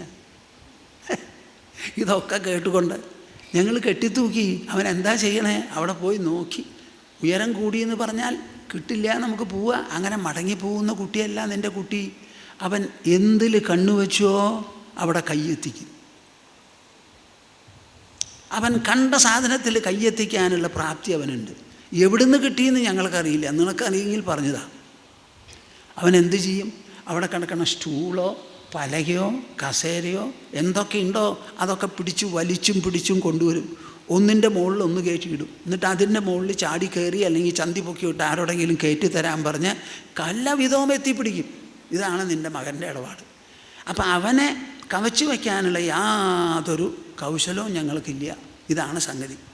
കരാലഭ്യേ പീഠം വിരചയതി പീഠോപരി പുനഃ തദൂർധ്വം തച്ചാന്യത്തതുപരി സമാരോപ്യ ചരണൗ സമുദ്ബാഹു ശിക്യാദ്ദധിജ നവനീതാദിഹരൻ നിഷിദ്ധശ്ചേത് കൈശ്ചിത് ക്ഷിപതി സകലം തൂർണ്ണമവനൗ. ഞാൻ ഈ പറഞ്ഞത് തന്നെയാണ് ഈ ശ്ലോകത്തിൽ പറഞ്ഞിരിക്കുന്നത്. കരാലഭ്യേ പീഠം വിരചയതി പീഠോപരി പുനഃ. കയ്യിൽ കിട്ടിയ സാധനമൊക്കെ കയറി നിൽക്കാൻ പറ്റിയത് എവിടെയൊക്കെ ഉണ്ടോ ആ മുറിയിലൊക്കെ അവൻ ചെല്ലും. അവനൊരു പേടിയില്ല പോവാൻ. എൻ്റെ വീട്ടിൽ എൻ്റെ കുട്ടികൾ ഇങ്ങനെ പോവില്ല. നിൻ്റെ കുട്ടി പോണത് കണ്ടാൽ. നമ്മുടെ കുട്ടികൾക്ക് ഇത്ര സ്വാതന്ത്ര്യവും മെടുക്കും ഉണ്ടായാൽ കൊള്ളാമെന്ന് എനിക്ക് തോന്നാറുണ്ട് ഞങ്ങൾക്ക്. പക്ഷേ ഇവൻ അത്ര സ്വാതന്ത്ര്യത്തോടു കൂടി അത് കൊണ്ടുവന്ന് ഒരു പീഠം വെച്ചു, അതിൻ്റെ മുകളിൽ വേറൊരു പീഠം വെച്ചു. എന്നിട്ട് ആദ്യത്തിൽ കയറി നിന്നു. എന്നിട്ട് മൂന്നാമത്തെ പീഠം വേണമെങ്കിൽ ഒരെണ്ണം കൊണ്ടുവരാൻ പറഞ്ഞിട്ട് അതിൻ്റെ മുകളിൽ കയറി വെച്ച് ആദ്യത്തിൽ നിന്ന് കയറി അതിലേക്ക് പോയി. ഇങ്ങനെയുള്ള സൂത്രങ്ങൾ മുഴുവൻ അവർക്കറിയാം. ഞങ്ങൾക്ക് ആലോചിച്ചാൽ പിടി കിട്ടുന്നില്ല ഇങ്ങനെയൊക്കെ ചെയ്യാൻ പറ്റുന്നു. അവനിതൊക്കെ ചെയ്തിട്ട് സമുദ്ബാഹു ശിക്യാദധിച്ച നവനീതാദിജഹരൻ. എന്നിട്ടോ ഉറിയിൽ കെട്ടിത്തൂക്കിയിട്ടുള്ള സാധനത്തിൽ എങ്ങനെ ആയാലും കൈയെത്തിക്കും. അതിങ്ങനെ ചെരിച്ചിട്ടിങ്ങനെ മോന്താൻ തുടങ്ങും കൈ ഇങ്ങനെ വെച്ച്. അതും പറ്റിയില്ല എന്നുണ്ടെങ്കിലോ അവൻ വിട്ടുപോവില്ല. ദേഷ്യം വന്നു. ആ കുട്ടിയുടെ ദേഷ്യം വന്നപ്പോൾ എന്തെങ്കിലും സാധനം എടുത്ത് തല്ലി തകർത്ത് സർവ്വതും നഷ്ടപ്പെടുത്തിയിട്ടേ പോവുള്ളൂ. ഒരു ദിവസം ഇങ്ങനെ ഈ കുട്ടി എന്തെങ്കിലും ഉണ്ടോ എന്ന് പറഞ്ഞ് നോക്കി ഒരു വനിത, ആ ഗൃഹിണി എന്ത് ചെയ്തു, അവിടെ ചെന്നപ്പോൾ കൃഷ്ണൻ അവിടെയുണ്ട്. ദാ വന്നിരിക്കണു ഉടമസ്ഥാന്ന് കണ്ടപ്പോൾ കൃഷ്ണന് വലിയ പേടിയായി. എന്താ ചെയ്തതെന്നറിയോ? അങ്ങനെ വായ നിറച്ച തൈര് വരുന്ന ആളെ കണ്ടു എന്നൊരൊറ്റ തുപ്പ്. ആ ആളുടെ കണ്ണിൽ മുഴുവൻ മോര് പോയി. പിന്നെ കണ്ണ് കാണുമോ? പിന്നെ കണ്ണ് തുറന്ന് നോക്കാൻ പറ്റില്ല. അങ്ങനെ അടിക്കുമ്പോഴേക്ക് ഇറങ്ങി ഒരൊറ്റ ഓട്ടം. പീഠേ പീഠനിഷന്ന ബാലകഗലേ തിഷ്ഠൻ സഗോപാലകോ യന്ത്രാന്തസ്ഥിത ദുഗ്ധ ഭാണ്ഡം അപകൃഷ്യാച്ഛാദ്യ ഖണ്ഡാരവം. അതിൻ്റെ ഇടയിൽ ഇതിങ്ങനെ മണി വെച്ചിട്ടുണ്ട്. വല്ലവരും വന്ന് അടിച്ചാൽ കൃഷ്ണൻ വന്ന് തൊട്ടാൽ മനസ്സിലാക്കണം എന്ന് പറഞ്ഞ് ആ മണി അനങ്ങാതെ പൊത്തിപ്പിടിക്കും. എന്നിട്ടാണ് അവൻ്റെ സൂത്രം നിങ്ങൾ ആലോചിച്ച് നോക്കൂ. മിടുക്കത്രയുണ്ട്. ഇങ്ങനത്തെ പോലീസ് ഓഫീസേഴ്സിനെ നമുക്ക് കിട്ടണം. അത്രയ്ക്ക് ബുദ്ധിയും കൗശലവുമാണ്. വക്രോപാന്തകൃതാഞ്ജലി കൃതശിരഃ കമ്പം പിബൻ യഃ പയഃ പായാദാഗത ഗോപികാനയനയോർ ഗണ്ഡൂഷഫുത്കാരകൃത്.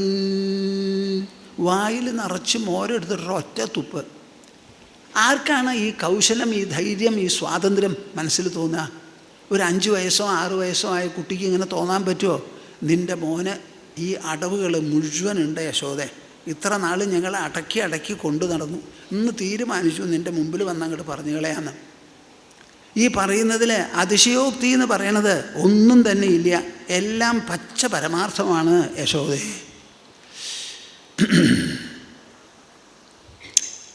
ഒരു കാര്യം ചെയ്യൂ, യശോദയ്ക്ക് ഇത് മുഴുവൻ സമ്മതിച്ച് അങ്ങോട്ട് വിട്ടുകളയാൻ പറ്റില്ലല്ലോ. തൻ്റെ പൊന്നുമോൻ കുറ്റവാളിയാണ്, ക്രിമിനൽ കുറ്റക്കാരനാണ്, വെണ്ണയൊക്കെ അപഹരിക്കണു, വേണ്ടി വന്നാൽ ഉപദ്രവിക്കണു, സാധനങ്ങളൊക്കെ കേടുവരുത്തണു എന്നൊക്കെ പറഞ്ഞാൽ ഇത് വലിയ ഗൗരവമുള്ളതാണ്. അത് സമ്മതിക്കാൻ അമ്മ എന്നുള്ള നിലയ്ക്ക് സമ്മതിക്കണില്ല. പ്രത്യേകിച്ചും കൃഷ്ണൻ്റെ പേരിലുള്ള സ്നേഹവും വാത്സല്യവും ഇതൊക്കെ പറയുമ്പോഴും അവൻ മുല കുടിച്ചുകൊണ്ട് തന്നെ ഇങ്ങനെ ഇരിക്കുക. അതൊക്കെ കേൾക്കുന്നുണ്ട്. ഒരക്ഷരം മിണ്ടില്ല, മുഖഭാവം മാറുക ഒന്നുമില്ല. ഇവരും ഇത് പറയുന്ന സമയത്ത് പറയുന്നതൊക്കെ പരാതിയാണെങ്കിലും അവരുടെ ചുണ്ടും മുഖവും കണ്ണുമൊക്കെ പറയുന്നത് വളരെ പുഞ്ചിരിയോട് കൂടിയിട്ടാണ് പറയുന്നത്. വീട്ടിലാണെങ്കിൽ സാധനങ്ങൾ ഇനിയും അവന് സുലഭമാവത്തക്ക വിധത്തിൽ ഒരുക്കി വച്ചിട്ടുമാണ് വന്ന് പറയുന്നത്.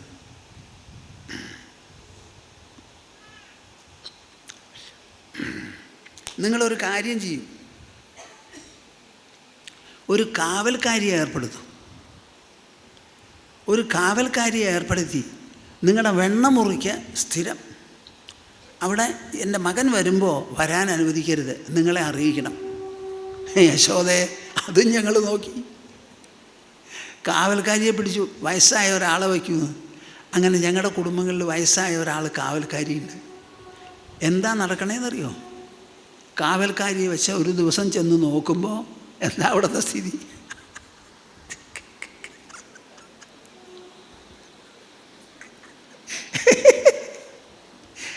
ഇവൻ ഇവൻ പതിവ് പോലെ വന്നു. കാവൽക്കാരിയുണ്ട് അവിടെ.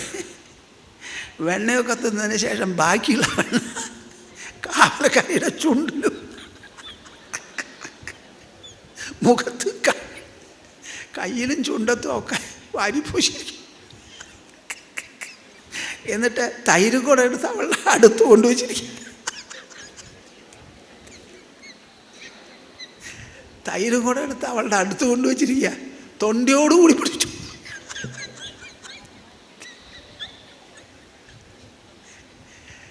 നിങ്ങളെന്നോട് എപ്പോഴും പറയണു ഞാൻ പൊട്ടിക്കണമെന്ന്. എനിക്ക് നിങ്ങൾക്കിത് തെളിയിപ്പിച്ച് തരണമെന്നുണ്ട്. ഇന്നെനിക്ക് പറ്റി. ഇവളാണ് ഈ കോലാഹലം മുഴുവൻ. നോക്കൂ അവളുടെ വായ, അവളുടെ ചുണ്ട് എവിടെയാണ് വെണ്ണയില്ലാത്തത്? കയ്യിലുമുണ്ട് വെണ്ണ, അത് കഷ്ടപ്പെട്ട് മാന്തി പൊട്ടിച്ചതൊക്കെ അത്. പോരാത്തതിന് തൈരും പാത്രം അവിടെ ഇരിക്കുന്നു.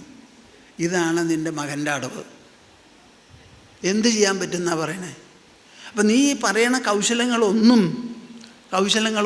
ഇവിടെ ശരിയാവില്ല. കാവൽക്കാരെ കള്ളിയാക്കുന്ന പെരുങ്കള്ളനാണ് നിൻ്റെ മകൻ. ഞങ്ങൾ വെച്ചിട്ടുള്ള കാവൽക്കാരിയെ കള്ളിയാക്കുന്ന പെരുങ്കള്ളനാണ് നിൻ്റെ മകൻ. ഈ മകനെ ഇനി എങ്ങനെയാണ് നമുക്ക് പൊറപ്പിക്കാൻ പറ്റുക? വലിയ ബുദ്ധിമുട്ടാണ് കാര്യങ്ങൾ. അവന് വികൃതി കുസൃതിയൊന്നും കുറച്ചല്ല. ചില ദിവസങ്ങൾ അവൻ ഉദ്ദേശിക്കുന്ന വെണ്ണ കിട്ടിയില്ല എന്ന് വരാം, അല്ലെങ്കിൽ ഉണ്ടായ ആ അളവ് കഷ്ടിയായി എന്ന് വരാം. അത് കഴിക്കാൻ പറ്റിയില്ല, കുരങ്ങന്മാർക്കും കൊടുക്കാൻ പറ്റിയില്ല എന്ന് വന്നാൽ അവൻ എന്താ ദേഷ്യം എന്നറിയോ? ഞങ്ങൾ വെടുപ്പാക്കി വെച്ചിട്ടുള്ള സ്ഥലത്ത് മുഴുവൻ മൂത്രം ഒഴിച്ചിട്ടേ പോവുള്ളൂ.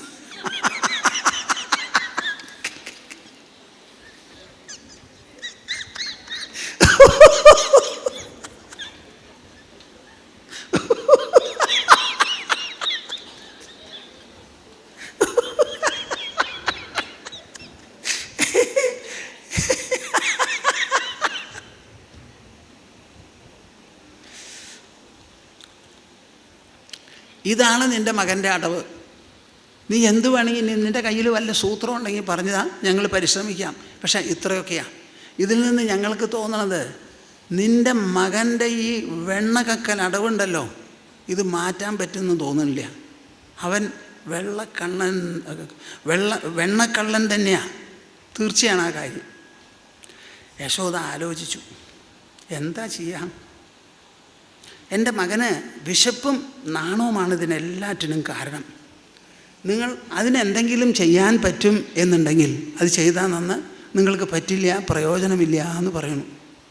അപ്പം ഞാൻ ആലോചിക്കുമ്പോൾ നിങ്ങളുടെ വീട്ടിലൊക്കെ നിങ്ങൾ തന്നെയാണ് പശുവിനെ കറന്ന് പാല് കാച്ചി അത് വേണ്ടതുപോലെ ചൂടുള്ള സമയത്ത് ഉറയൊഴിച്ച് ഭദ്രമായി സൂക്ഷിച്ച് കടഞ്ഞ് വെണ്ണയെടുക്കണത്.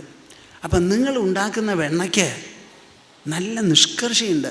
നിങ്ങൾക്ക് എൻ്റെ മകനോട് തോന്നുന്ന സ്നേഹവുമുണ്ട്. അപ്പോൾ എനിക്ക് തോന്നുന്നു എൻ്റെ ഗൃഹത്തിലുണ്ടാക്കുന്ന വെണ്ണ ഞാനല്ല ഉണ്ടാക്കണത്.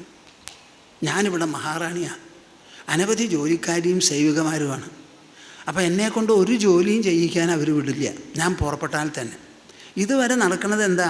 സേവികമാരെല്ലാവരും കൂടി പശുവിനെ കറക്കും, പാല് കാച്ചും, ഉറയൊഴിക്കും, തൈര് കടയും, വെണ്ണയെടുക്കും, കെട്ടിത്തൂക്കും. ഇതൊക്കെ അവർ ചെയ്യുന്നതാണ്. അപ്പം അങ്ങനെ വരുമ്പോൾ നമ്മൾ ഉണ്ടാക്കുന്ന വെണ്ണ, എൻ്റെ ഗൃഹത്തിലുള്ള വെണ്ണ അവന് രുചി മതിയാവണില്ല എന്നാണ് തോന്നണത്. പേരിന് കുറച്ചൊന്ന് കഴിക്കും, വിശപ്പ് മാറില്ല. അത് മാറാൻ വേണ്ടിയിട്ടായിരിക്കുമോ നിങ്ങളുടെ അവിടെ വരണത്? ഒരു കാര്യം ചെയ്യാം, ഞാൻ തന്നെ കടഞ്ഞ് വെണ്ണയെടുക്കാം, ഞാൻ തന്നെ പശുവിനെ കറക്കാം, പാല് കാച്ചാം, ഉറയൊഴിക്കാം, തടഞ്ഞ് വെണ്ണയെടുക്കാം. അപ്പം ഞാൻ തന്നെ ഉണ്ടാക്കുമ്പോൾ അതിന് സ്വാദ് കുറയില്ലല്ലോ. അത് പരിശ്രമിച്ച് നോക്കട്ടെ, എന്നിട്ട് നിങ്ങൾക്ക് വല്ല വ്യത്യാസം ഉണ്ടോയെന്നുണ്ടെങ്കിൽ നമുക്ക് കാണാമല്ലോ എന്നിങ്ങനെ പറഞ്ഞ് തീരുമാനിച്ചു. ആര്? യശോദ. സേവികമാരെ എല്ലാവരെയും വിളിച്ചു പറഞ്ഞു, അതെ, നിങ്ങളൊരു കാര്യം വേണം. ഇന്നേ വരെ നടന്ന കാര്യങ്ങളൊക്കെ നടന്നു. എൻ്റെ മകന് നമ്മുടെ വെണ്ണ രുചി പോരാന്നാണ് ഞാൻ മനസ്സിലാക്കുന്നത്. കാരണം ബാക്കിയുള്ള ഗൃഹങ്ങളിലെല്ലാം ചെന്ന് ഒരു വീട്ടിലല്ലെങ്കിൽ മറ്റൊരു വീട്ടിൽ ചെന്ന് അവനൊരു നാണവും ഒരു കുലുങ്ങലുമില്ലാതെ വെണ്ണ കട്ട് കഴിക്കണം. അനവധി ആൾക്കാരായി ഒരുമിച്ച് വന്ന് എൻ്റെ അടുത്ത് നിവേദനം നൽകിയിരിക്കുന്നു. അവർ പറയുന്നത് തെറ്റാണെന്ന് എനിക്ക് പറയാൻ പറ്റില്ല. അതുകൊണ്ട് നിങ്ങളൊരു കാര്യം വേണം, ഇന്നു മുതൽക്ക് പാല്, വെണ്ണ, തൈര്, കടയൽ, ഈ കാര്യത്തിൽ ഒരു ജോലിയും നിങ്ങൾ ചെയ്യരുത്. ഞാൻ തന്നെയാണ് ചെയ്യാൻ പോണേ. ഇതങ്ങോട്ട് പറഞ്ഞല്ലോ, പറയാൻ സാധിച്ചു യശോദയ്ക്ക്, നടപ്പിലാക്കാൻ പറ്റിയില്ല. എന്താ കാരണം? സേവികമാരെല്ലാവരും കൂടി പറയുക, യശോദയെ, നീ ഒരു മഹാറാണിയാണ്. ഞങ്ങളൊക്കെ ഈ രാജകോലത്തിൽ സേവനത്തിന് വന്നിട്ടുള്ളവരാ. ഞങ്ങളിവിടെ വരുന്നിടത്തോളം കാലം നീ ഒരു ജോലിയും ഈ വക പണികൾ ചെയ്യാൻ പറ്റില്ല. ഇനി നിനക്ക് ഞങ്ങൾ ചെയ്യുന്ന പ്രവൃത്തി വേണ്ടതുപോലെ ആവണില്ല എന്ന് പറയുകയാണെങ്കിൽ ഞങ്ങൾക്കൊരു നിവേദനമുണ്ട്. അതെന്താണത്? നിനക്ക് ഈ കുട്ടിയുടെ അടുത്ത് എത്ര സ്നേഹമുണ്ടോ അതിനേക്കാൾ എത്രയോ അധികം സ്നേഹമാണ് യശോദേ ഞങ്ങൾക്ക് ഈ കുട്ടിയുടെ അടുത്ത്. ഈ കുട്ടിയുടെ അടുത്ത് വാത്സല്യത്തോടു കൂടി നിൽക്കുമ്പോൾ ഞങ്ങളുടെ സ്തനങ്ങളിൽ സ്തന്യം പോലും ഊറുന്നു എന്ന് പറഞ്ഞാൽ അതിന് അതിശയോക്തിയില്ല. ഞങ്ങളുടെ കുട്ടികളെക്കാൾ സ്നേഹത്തോടു കൂടിയിട്ടാണ് നിൻ്റെ കുട്ടിയെ ഞങ്ങൾ നോക്കുന്നത്. അപ്പം ഞങ്ങൾ ചെയ്യുന്ന പ്രവൃത്തിക്ക് സ്വാദില്ല, രുചിയില്ല എന്ന് പറയുന്നത് ശരിയല്ല. എന്തായാലും ഞങ്ങളിവിടെ വരുന്നവരെ നിനക്ക് തൈര് കടയാനോ പാല് കാച്ചി കലക്കാനോ കറക്കാനോ ഒന്നും പറ്റില്ല, അത് ശരിയാവില്ല. ഇന്നത്തെ കാലം പോലെ ഓർഡർ ഇട്ട് നടത്തുകയല്ലോ. യശോദയുടെ വാക്ക് പറയേണ്ടത് പറഞ്ഞു. മഹാറാണിയാണ്, കേട്ടവരതനുസരിക്കണം. അവർക്ക് അനുസരിക്കാൻ പറ്റില്ല. അതിന് കാരണം അവർ പറയുന്നത്, നീ കലക്കിയാൽ വിശേഷമൊന്നും ഉണ്ടാവില്ല. നിനക്ക് ഈ കുട്ടിയോട് എത്രത്തോളം സ്നേഹവും വാത്സല്യവും തന്മയത്വവും ഉണ്ടോ അതേപോലെ ഞങ്ങൾക്ക് അതിനേക്കാൾ കവിഞ്ഞ തോതിലുണ്ട്. അതുകൊണ്ട് കാര്യം നടക്കില്ല എന്ന് തോന്നുന്നു എന്ന് പറഞ്ഞപ്പോൾ അത് സമ്മതിക്കാതെ പറ്റില്ലല്ലോ. ഇനിയിപ്പോൾ എന്താ ചെയ്യുക? ഒരു വഴിയില്ല. യശോദ വല്ലാതെ വിഷണ്ണയായിരിക്കുന്നു. അപ്പോഴാണ് ഗോവർദ്ധനോത്സവത്തിൻ്റെ നാളുകൾ വന്നത്. ഗോവർദ്ധനത്തിൽ കൊല്ലത്തിലൊരിക്കൽ 2 ദിവസം നീണ്ടു നിൽക്കുന്ന ഉത്സവം വരും. ആ ഉത്സവം വന്നാൽ എല്ലാവരും അവിടെ പോയി ജോലിയും സേവനവും കൃത്യവും നിഷ്ഠയും ഒക്കെ ആയി. അങ്ങനെയാണ് ആ ഉത്സവം വന്നപ്പോൾ ജോലിക്കാരെ എല്ലാവരെയും വിളിച്ചു പറഞ്ഞു, നോക്കൂ, ഗോവർദ്ധനോത്സവമാണ്. അനവധി ബ്രാഹ്മണർ വരും. അവിടെ ഇന്ദ്രയാഗം നടക്കാൻ പോകും. അവിടെ സ്ഥലങ്ങളൊക്കെ വെടുപ്പാക്കണം. അടുക്കളയും ഊണൂറിയും എല്ലാം പ്രത്യേകം ചട്ടം കെട്ടണം. എല്ലാം വളരെ ശുദ്ധമായിരിക്കണം, ഒരശുദ്ധിയും വരരുത്. അപ്പം നിങ്ങളെല്ലാവരും അവിടേക്ക് പോയി എല്ലാ സ്ഥലവും വൃത്തിയാക്കി വെടുപ്പാക്കി ശുദ്ധമാക്കി ഊണുമുറി വെപ്പുമുറി എല്ലാം ശരിയാക്കൂ എന്ന് പറഞ്ഞയച്ചു. എല്ലാവരും അങ്ങോട്ട് പോയി. യശോദയ്ക്കൊരാശ്വാസം. ഈ കണ്ട കാലമായിട്ട് എനിക്ക് ഞാൻ തന്നെ എൻ്റെ പൊന്നു മോന് പശുവിനെ കറന്ന് പാലുണ്ടാക്കി കാച്ചി അത് തണുപ്പിച്ച് ഉറയൊഴിച്ച് കടഞ്ഞ് വെണ്ണയെടുത്ത് അവന് കൊടുക്കാൻ ഒരൊറ്റ ദിവസം സാധിച്ചിട്ടില്ല.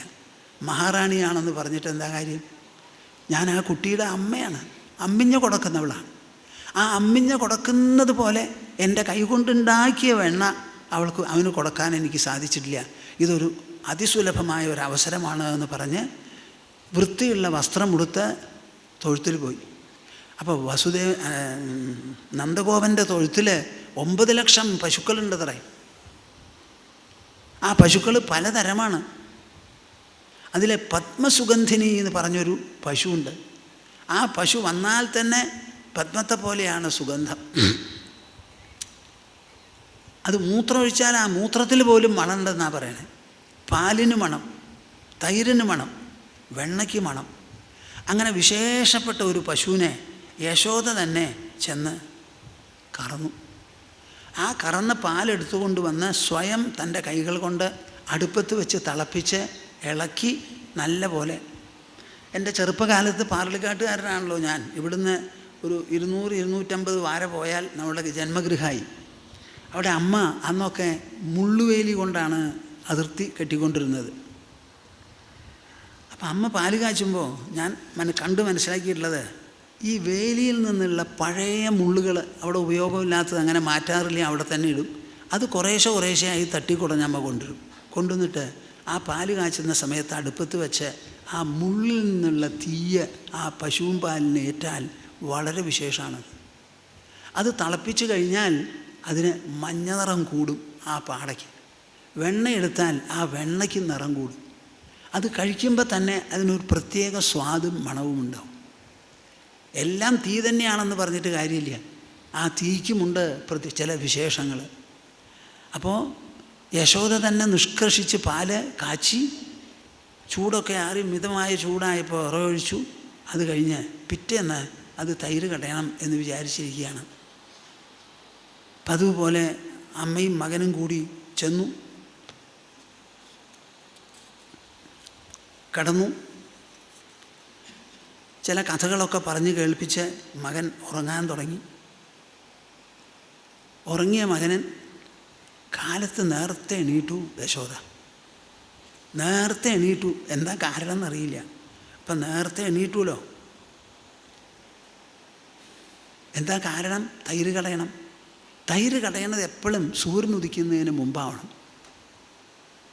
എത്ര നേരത്തെ നിങ്ങൾ കടഞ്ഞാലും വിരോധമില്ല, പക്ഷേ ഉറ കൂടിയിട്ടുണ്ടാവണം. ഉറ കൂടി വേണ്ടതുപോലെ തണുത്തിരിക്കുന്ന ആ ഉറതൈരുണ്ടല്ലോ, അതിൻ്റെ ഉള്ളിൽ കടകോല് ഭംഗിയായിട്ട് കഴുകി വെടുപ്പാക്കി അങ്ങോട്ട് ഇട്ട് കൊടുക്കുക. എന്നിട്ട് തൈര് കടയുക. അത് സൂര്യൻ്റെ രശ്മികൾ വരുന്നതിന് മുൻപ് കടഞ്ഞാൽ വേഗം വെണ്ണ കൂടും. ആ വെണ്ണ ഒലിക്കില്ല, അത് കട്ടിയായിട്ടിരിക്കും. അപ്പോൾ തന്നെത്താനെ യശോദ അത് മനസ്സിലാക്കി നേരത്തെ എണീറ്റ് ആ പാല് ഉറയൊഴിച്ച് വെച്ചിട്ടുള്ള സ്ഥലം പരിശോധിച്ച് നോക്കി. അതിൻ്റെ അടിയിലൊരു തെരിക എന്ന് പറഞ്ഞിട്ടൊരു സാധനമുണ്ട്, കെട്ടിയുണ്ടാക്കിയിട്ട് ആ പാത്രം, ഉരുണ്ട പാത്രം അതിൻ്റെ മുകളിൽ വെച്ചാൽ ഇളകില്ല. ആ ശരിയായിട്ടുള്ള ഒരു സ്ഥലം നോക്കി കണ്ടെത്തുന്ന സമയത്ത് കാലത്തെണീറ്റ് പശുവിനെ കറന്ന പാല് കാച്ചും വേണം. അത് കാച്ചാൻ അടുപ്പത്ത് വെച്ചിട്ടുമുണ്ട്, തൈര് കടയണമുണ്ട്. അപ്പോൾ അടുപ്പിലുള്ളതിനെയും നോക്കണം, കുട്ടിയെയും നോക്കണം. അത് രണ്ടും കൂടി നോക്കാവുന്ന തരത്തിൽ അതിന് പറ്റിയ സൗകര്യമുള്ള ഒരു സ്ഥലത്തിൽ നിന്ന് തൈര് കടയാൻ നിശ്ചയിച്ചു. ഉറങ്ങുന്ന മകനെ അവിടെ നിന്ന് ഇങ്ങോട്ട് വന്നു. ഉറങ്ങിക്കൊണ്ടിരിക്കുകയാണ്. വന്നപ്പോൾ 4 അടി പോയതിന് ശേഷം തിരിച്ചു വന്നിട്ട് മകൻ്റെ മുഖം ഒന്നും കൂടി നോക്കിയിട്ട് നീരാജനം എന്ന് പറയും. ഈ കർപ്പൂരമൊക്കെ ഉണ്ടല്ലോ, സാമ്പ്രാണി കാര്യങ്ങൾ, അതുകൊണ്ടൊക്കെ ഒന്നിങ്ങനെ ഒഴിഞ്ഞു. ആ ഒഴിയുന്ന സമയത്ത് പൊന്നു കുട്ടിയുടെ ആ മുഖം കണ്ടാൽ എന്തൊരു കൗതുക. സാധാരണ നമ്മൾ ദൂരത്തുനിന്നൊക്കെയാണ് കാണുക. ഈ നീരാജനം ഒഴിയുന്ന സമയത്ത് അടുത്ത് കൊണ്ടുപോയിട്ടാണ് ഒഴിയുക. അപ്പോൾ കണ്ണിൻ്റെ രോമങ്ങൾ പോലും കാണാൻ പറ്റും.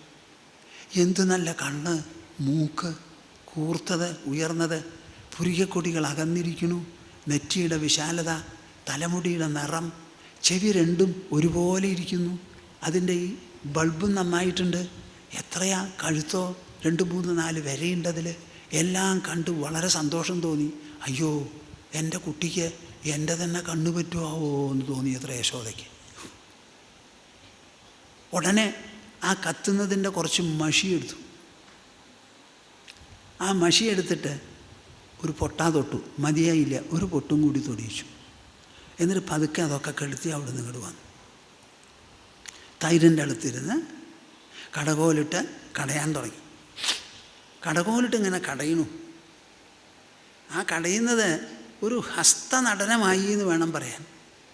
മകന് വേണ്ടിയിട്ട് സ്പെഷ്യലായിട്ട് ആദ്യം താൻ തന്നെ കടഞ്ഞ് വെണ്ണ ഉണ്ടാക്കുകയാണ്. അപ്പോൾ ആ വെണ്ണ എത്രത്തോളം ശ്രദ്ധ വേണം. ആ സമയത്ത് ഉറങ്ങിക്കിടക്കുന്ന കുട്ടി പാലിപ്പുറത്ത് വെച്ചിട്ടുണ്ട്. എല്ലാം കൂടി ഒരു പാട്ട് പാടാൻ തുടങ്ങി. എന്ത് പാട്ടാ? മകൻ്റെ ലീലകളെക്കുറിച്ചാണ് പാടുന്നത്. ആ പാട്ട് വളരെ നന്നായി പാടിക്കൊണ്ട് കടയണു. അപ്പോൾ ആ കടയുന്ന സമയത്ത് കയ്യിലുള്ള വിളകൾ ഇങ്ങനെ കിലുങ്ങണു കയ്യ്. അതാണ് ഞാൻ പറഞ്ഞത്, ഹസ്തനടനം പോലെ. കൈ കൊണ്ടൊരു ഡാൻസ് കളിച്ചാൽ എങ്ങനെയിരിക്കും അതുപോലെയായി കടച്ചൽ. ഈ പാട്ടും എല്ലാം കൂടി കൈവളകൾക്കും മോതിരത്തിനും എല്ലാറ്റിനും ഒരു കൃതാർത്ഥത. ത്രിലോകവാസി, അന്തരാത്മാവ്, അഖില ജീവവത്സലൻ, പഞ്ചഭൂതങ്ങളിൽ സർവത്ര നിറഞ്ഞിരിക്കുന്ന അഭൗമമായ ചൈതന്യവിശേഷം, ഇതെല്ലാം കൂടി ലോകോപകാരത്തിന് വേണ്ടി വന്ന് ജനിച്ചിരിക്കുകയാണ് യശോദയുടെ വത്സലനായി. ഈ കുട്ടിക്ക് വെണ്ണയുണ്ടാക്കാൻ വേണ്ടി ജോലിക്കാരുണ്ടാക്കിയാൽ പോരാ എന്ന് വിചാരിച്ച് എല്ലാവരെയും ഉത്സവത്തിൻ്റെ പേരിൽ വ്യാജേന ഗോവർദ്ധനത്തിലേക്ക് പറഞ്ഞയച്ച് ഇതാ ഈ അമ്മ തൈര് കടയണു മകന് കൊടുക്കാൻ. ആ അഭൗമമായ കാഴ്ച കാണാൻ ആകാശത്തിൽ അദൃശ്യരായ പലരും വന്ന് നിന്നു അത്രേ. അത്ര വിശേഷമായിരുന്നു. ആ പാടുന്ന പാട്ടിലെല്ലാം കൂടി മനസ്സങ്ങട് ലയിച്ചു ചേർന്നു. എന്തോ കാരണത്താൽ ഉറങ്ങുന്ന കുട്ടി പെട്ടെന്ന് എണീറ്റു. അമ്മേ അമ്മേ അമ്മേ വിളിച്ചു. ഈ ശബ്ദത്തിൽ കേട്ടില്ല യശോദ, വിളി കേട്ടില്ല. പാട്ട് പാടാൻ തുടങ്ങി. പാവം അവൻ എന്തു ചെയ്യും? 3-4 തവണ വിളിച്ചു, അമ്മ പ്രതികരിക്കുന്നില്ല. തനിക്ക് മിണ്ടാണ്ടിരിക്കാൻ പറ്റുമോ? ഇല്ല, വല്ലാതെ വിശക്കണം. ഒരു ദിവസവും ഇങ്ങനെ നേരത്തെ എണീക്കാറുമില്ല, വിശപ്പുമില്ല. അന്നുണ്ടപ്പ ഒരു ഗൂഢാലോചന എന്ന് പറയട്ടെ ഉപരിദേവതകളുടെ. ഈ കുട്ടി എണീറ്റിരിക്കുന്നു, എണീറ്റിട്ട് വിശപ്പാണത്രേ. അവൻ അവിടുന്ന് കണ്ണൊക്കെ തിരുമ്പി വേച്ച് വന്ന് അമ്മയുടെ അടുത്തെത്തി. അമ്മയുടെ അടുത്തെത്തിയപ്പോൾ പിന്നെ എന്താ ചെയ്യുക? അമ്മ അങ്ങനെ കുട്ടിയെ എടുത്ത് മടിയിൽ വെച്ചു. മടിയിൽ വെച്ചപ്പോൾ കുട്ടി അവിടെ ഇരിക്കുന്നല്ലേ വിചാരിക്കുക. അവൻ പറയണു എനിക്ക് വിശക്കണു, മുല കുടിക്കണം, മുല തരുമെന്ന്. എൻ്റെ അപ്പ തൈര് കടഞ്ഞ് മുഴുവനായിട്ടില്ല. കുറച്ച് നേരം കൂടി ഉണ്ടെങ്കിൽ വെണ്ണ കൂട്ടാൻ പറ്റും. എൻ്റെ പൊന്നു മോനെ, ഇതൊന്ന് ഞാൻ കടഞ്ഞ് മുഴുവനാക്കട്ടെ, ഒന്ന് കടഞ്ഞ് മുഴുവനാക്കട്ടെ എന്ന് പറഞ്ഞു. അവൻ കൂട്ടാക്കിയില്ല. കടയൽ നിർത്തൂ അമ്മേ, കടയൽ നിർത്തൂ അമ്മേ, നിർത്തൂ അമ്മേ കടച്ചൽ, നിർത്തൂ എന്നായി അവൻ. എന്നിട്ട് കൂട്ടാക്കിയില്ല എന്ന് കണ്ടപ്പോൾ കയറ് കിടന്ന് പിടിച്ചു, കടയുന്ന കയറ് കിടന്ന് പിടിച്ചു. ഓ, കയറ് കിടന്ന് പിടിച്ചപ്പോൾ ആ പിടിച്ച കയ്യോടുകൂടി കടഞ്ഞു. അപ്പം മൂന്നാമതൊരു കയ്യായി അവിടെ കടയാൻ. അപ്പം അമ്മ നിർത്തുന്നില്ല എന്ന് കണ്ടപ്പോൾ കയറ് വിട്ടിട്ട് കടകോല കിടന്ന് പിടിച്ചു. അപ്പോൾ യശോദ പറയണു, എൻ്റെ മോനെ, നിനക്ക് ഇത്ര ബുദ്ധിയോ? കടകോല് പിടിച്ചാൽ കടയാൻ പറ്റില്ല എന്ന് നിന്നെ ആരാപ്പാ പഠിപ്പിച്ചു തന്നത്? ആരാ നിന്നെ പഠിപ്പിക്കാൻ ഇവിടെ? ഞാനല്ലാതെയുള്ളത്? അല്ലെങ്കിൽ നിൻ്റെ അച്ഛനുണ്ട്? തൈര് കടയുന്ന കോല് പിടിച്ച് നിർത്താനുള്ള ബുദ്ധി നിനക്ക് ഈ വയസ്സിലോ? ഇത് ആലോചിച്ചിട്ട് ചിരി വരണു ഒരു ഭാഗത്ത് ഇത്തിരി നീരസവും വെറുപ്പും ഉണ്ട്. അവസാനം എന്ത് ചെയ്തു? കടയിൽ നിർത്തി കുട്ടിക്ക് മുല കൊടുക്കാൻ തുടങ്ങി. കാര്യങ്ങൾ അവിടെ അവസാനിക്കുമോ? ആ കുട്ടി ഭംഗിയായിട്ട് മുല കുടിക്കുന്നു. എന്താ അവിടെ നടക്കണത്? വലിയ ഒരു യോഗം, ഒരു സംയോഗം. സ്തന്യപാനം, സ്തന്യദാനം. ഉണ്ണികൃഷ്ണന് സ്തന്യപാനം, യശോദയ്ക്ക് സ്തന്യദാനം. ഈ സ്തന്യപാനവും സ്തന്യദാനവും ഒരേ സമയത്ത് നടക്കുന്ന പ്രവൃത്തിയാണ്. ഒരു സംയോഗം കൊണ്ട്, ഒരു യോഗം കൊണ്ട് നടക്കുന്നതാണ്. അമ്മയുടെ മുലയിൽ നിന്ന് ഇങ്ങനെ ചൊരന്ന് പാലിങ്ങനെ വരണം കുട്ടിക്ക് വിഷമമില്ലാതെ കുടിക്കാൻ. കുട്ടി രുചിയോടുകൂടി വിശപ്പോടുകൂടി അത് ഉറിഞ്ചി കുടിക്കും വേണം. ആ മുലപ്പാൽ കുട്ടിക്ക് മാത്രമുള്ളതാണ്. കുട്ടിക്കുള്ള മുലപ്പാൽ മുലയിൽ നിന്ന് നേരിട്ട് കിട്ടും വേണം. അതിൽ മൂന്നാമതൊരു ആൾക്കോ ഒരു ഘടകത്തിനോ സ്ഥാനമില്ല. ഈ സ്തന്യപാനവും സ്തന്യദാനവും തമ്മിലുള്ള ആ അഭൗമമായിരിക്കുന്ന സംയോഗം, എന്ത് പറയാനാ? കൃഷ്ണനോടുള്ള വാത്സല്യം, പ്രേമവാത്സല്യ നിധിയാണ് യശോദ. ആ പ്രേമവാത്സല്യത്തിൻ്റെ ആധിക്യത്താൽ ജീവാമൃതം പോലെയാണ് അത്രേ, ജീവാമൃതം പോലെയാണ് യശോദയുടെ സ്തനങ്ങളിൽ നിന്ന് സ്തന്യം കുട്ടിക്ക് കുടിക്കാൻ എന്നിങ്ങനെ ധാരാളം വന്നുകൊണ്ടിരുന്നു. സാധാരണ കുട്ടികൾക്ക് മുല കൊടുക്കുന്ന സമയത്ത് ആരും ധൃതിപ്പെട്ട് കൊടുക്കരുത്, തിരക്കുള്ള സ്ഥലത്ത് കൊടുക്കരുത്. ആരുമില്ലാത്ത സ്ഥലത്ത് ചെന്നിരുന്ന് ഒതുങ്ങി ഒരു കാര്യത്തെക്കുറിച്ചും ചിന്തിക്കാതെ ആ കുട്ടിയെ തന്നെ ധ്യാനിച്ച് കണ്ണടച്ച് മുല കൊടുത്തു നോക്കൂ. അപ്പോൾ എന്തുണ്ടാവും? അതിനൊരു നിർവൃതി, ആത്മനിർവൃതി അനുഭവപ്പെടുന്നതും ഈ സ്തന്യം കൊടുക്കുന്ന അമ്മയ്ക്ക്. കുട്ടിക്ക് അത് പറയാൻ പറ്റില്ല, നമ്മൾ കണ്ടു മനസ്സിലാക്കണം. അങ്ങനെ സൂര്യൻ ഉദിക്കുന്നതിന് മുമ്പ് ബ്രാഹ്മമുഹൂർത്തത്തിൽ എന്ന് പറയട്ടെ, അമ്മയും മകനും കൂടി ഒരു സ്തന്യപാനവും സ്തന്യദാനവും നടന്നുകൊണ്ടിരിക്കുക. ആ ആനന്ദ നിർവൃതി, ആ ആനന്ദസാഗരത്തിലുള്ള ആറാടൽ അധിക നേരം നിന്നില്ല. ദേവന്മാർക്ക് പോലും കുശുമ്പ് തോന്നിയെന്നാണ് എനിക്ക് തോന്നുന്നത്. എന്താ കാരണം? അടുപ്പത്ത് നോക്കിയപ്പോൾ പാല് വഴിഞ്ഞു പോവുക. ഉടനെ കുട്ടിയെ പിടിച്ച് മാറ്റി തിരക്ക് പിടിച്ച് അങ്ങോട്ട് ഓടി ആ പാലൊക്കെ തയ്യാറാക്കി വരുമ്പോഴേക്കും ഇവിടുത്തെ കോലാഹലം എന്താ? എനിക്ക് പാലൂട്ടിക്കൊണ്ടിരുന്ന അമ്മ എന്നെ ധിക്കരിച്ചതാ പോയിരിക്കുന്നു. എന്നെ ധിക്കരിച്ച് പോവാൻ ഈ അമ്മ, എൻ്റെ വിശപ്പടങ്ങിയിട്ടില്ല. ജീവിച്ചിരിക്കുന്ന ഞാൻ എൻ്റെ വിശപ്പടങ്ങണോ അതോ അടുപ്പിൽ കത്തുന്ന ജഡമായിരിക്കുന്ന പാല് വഴിഞ്ഞു പോണത് നിർത്തണോ? എൻ്റെ അമ്മയ്ക്കെന്താ വിവേകമില്ലേ? വിശേഷ ബുദ്ധിയില്ലേ? ഞാൻ ആരാ? നിസ്സാരന? വല്ലവർക്കും ജനിച്ച കുട്ടിയാണോ? എന്തിനാ അമ്മ ഇങ്ങനെ ചെയ്തേ എന്നുള്ള ആലോചന പറഞ്ഞും പറയാതെയും തോന്നിയും തോന്നാതെയും കുട്ടിക്ക് ദേഷ്യമായി. അമ്മ ഇങ്ങോട്ട് പോയില്ലേ?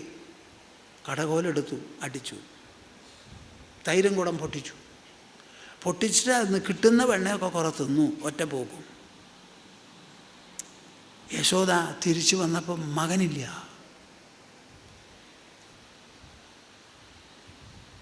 തൈരൊക്കെ പിഴുതു കിടക്കണം, വെണ്ണയിട്ട് കാണാനുമില്ല. ഇതെന്താപ്പാ അത്? ഇത് പോയ കാര്യം ഇരിക്കട്ടെ, എൻ്റെ മോനെവിടെ പോയി? ഞാൻ മടിയിൽ നിന്ന് ഇറക്കി വെച്ചിട്ടാണല്ലോ വന്നത്. അവൻ എവിടെ പോയി? എവിടെയാണ് അവനെ അന്വേഷിക്കേണ്ടത് എന്നുള്ള ആലോചനയായി, വിഷമായി.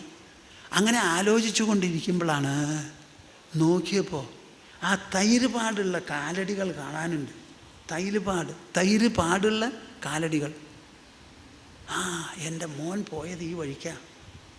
ആ വഴിക്ക് തേടി പിടിച്ച് ചെല്ലുമ്പോഴേക്കും ഉണ്ണികൃഷ്ണൻ എന്താ ചെയ്തിരിക്കണേ? തൈരുള്ള വെണ്ണയുള്ള മുറിയിൽ എത്തിക്കഴിഞ്ഞു. അവൻ എത്തിക്കഴിഞ്ഞ് ഉരലൊക്കെ പിടിച്ചിട്ടിട്ട് അതിൻ്റെ മുകളിൽ കയറി. അപ്പോഴാ പോയ ഉടനെ ആദ്യം കൃഷ്ണൻ ചെയ്തത് എന്താണെന്നറിയോ? മുറിക്ക് 2 വാതിലുണ്ട്, മുൻപിലും പിൻപിലും. മുമ്പിലത്തെ വാതിൽ തുറന്നിട്ടു. എന്നിട്ട് പിൻവാതിൽ കൂടിയാണ് കയറിയത്. എന്താ ഈ മുൻവാതിൽ തുറന്നിട്ടേന്നറിയോ നിങ്ങൾക്ക്? എങ്ങാനും വല്ലവരും പിടിക്കാൻ വന്നാൽ ഓടണമല്ലോ. അപ്പോൾ തുറന്നിടൽ മുമ്പ് കഴിയും. അവിടെ ചെന്ന് പേടിയുണ്ട്. അമ്മയല്ലേ, അമ്മ എന്നെ വിടുമോ? ഞാൻ വന്ന വഴി കണ്ടുപിടിക്കുക എങ്ങനെയെങ്കിലും. അമ്മയ്ക്ക് കുട്ടികളുടെ അടുത്ത് പോകാൻ വിഷമമില്ലല്ലോ, കണ്ടുപിടിക്കും. വരുമോ വരുമോ വരുമോ അങ്ങനെ നോക്കിക്കൊണ്ടിരിക്കും. കയ്യിലൊരു വടിയും കൊണ്ടാണ് പോയത്.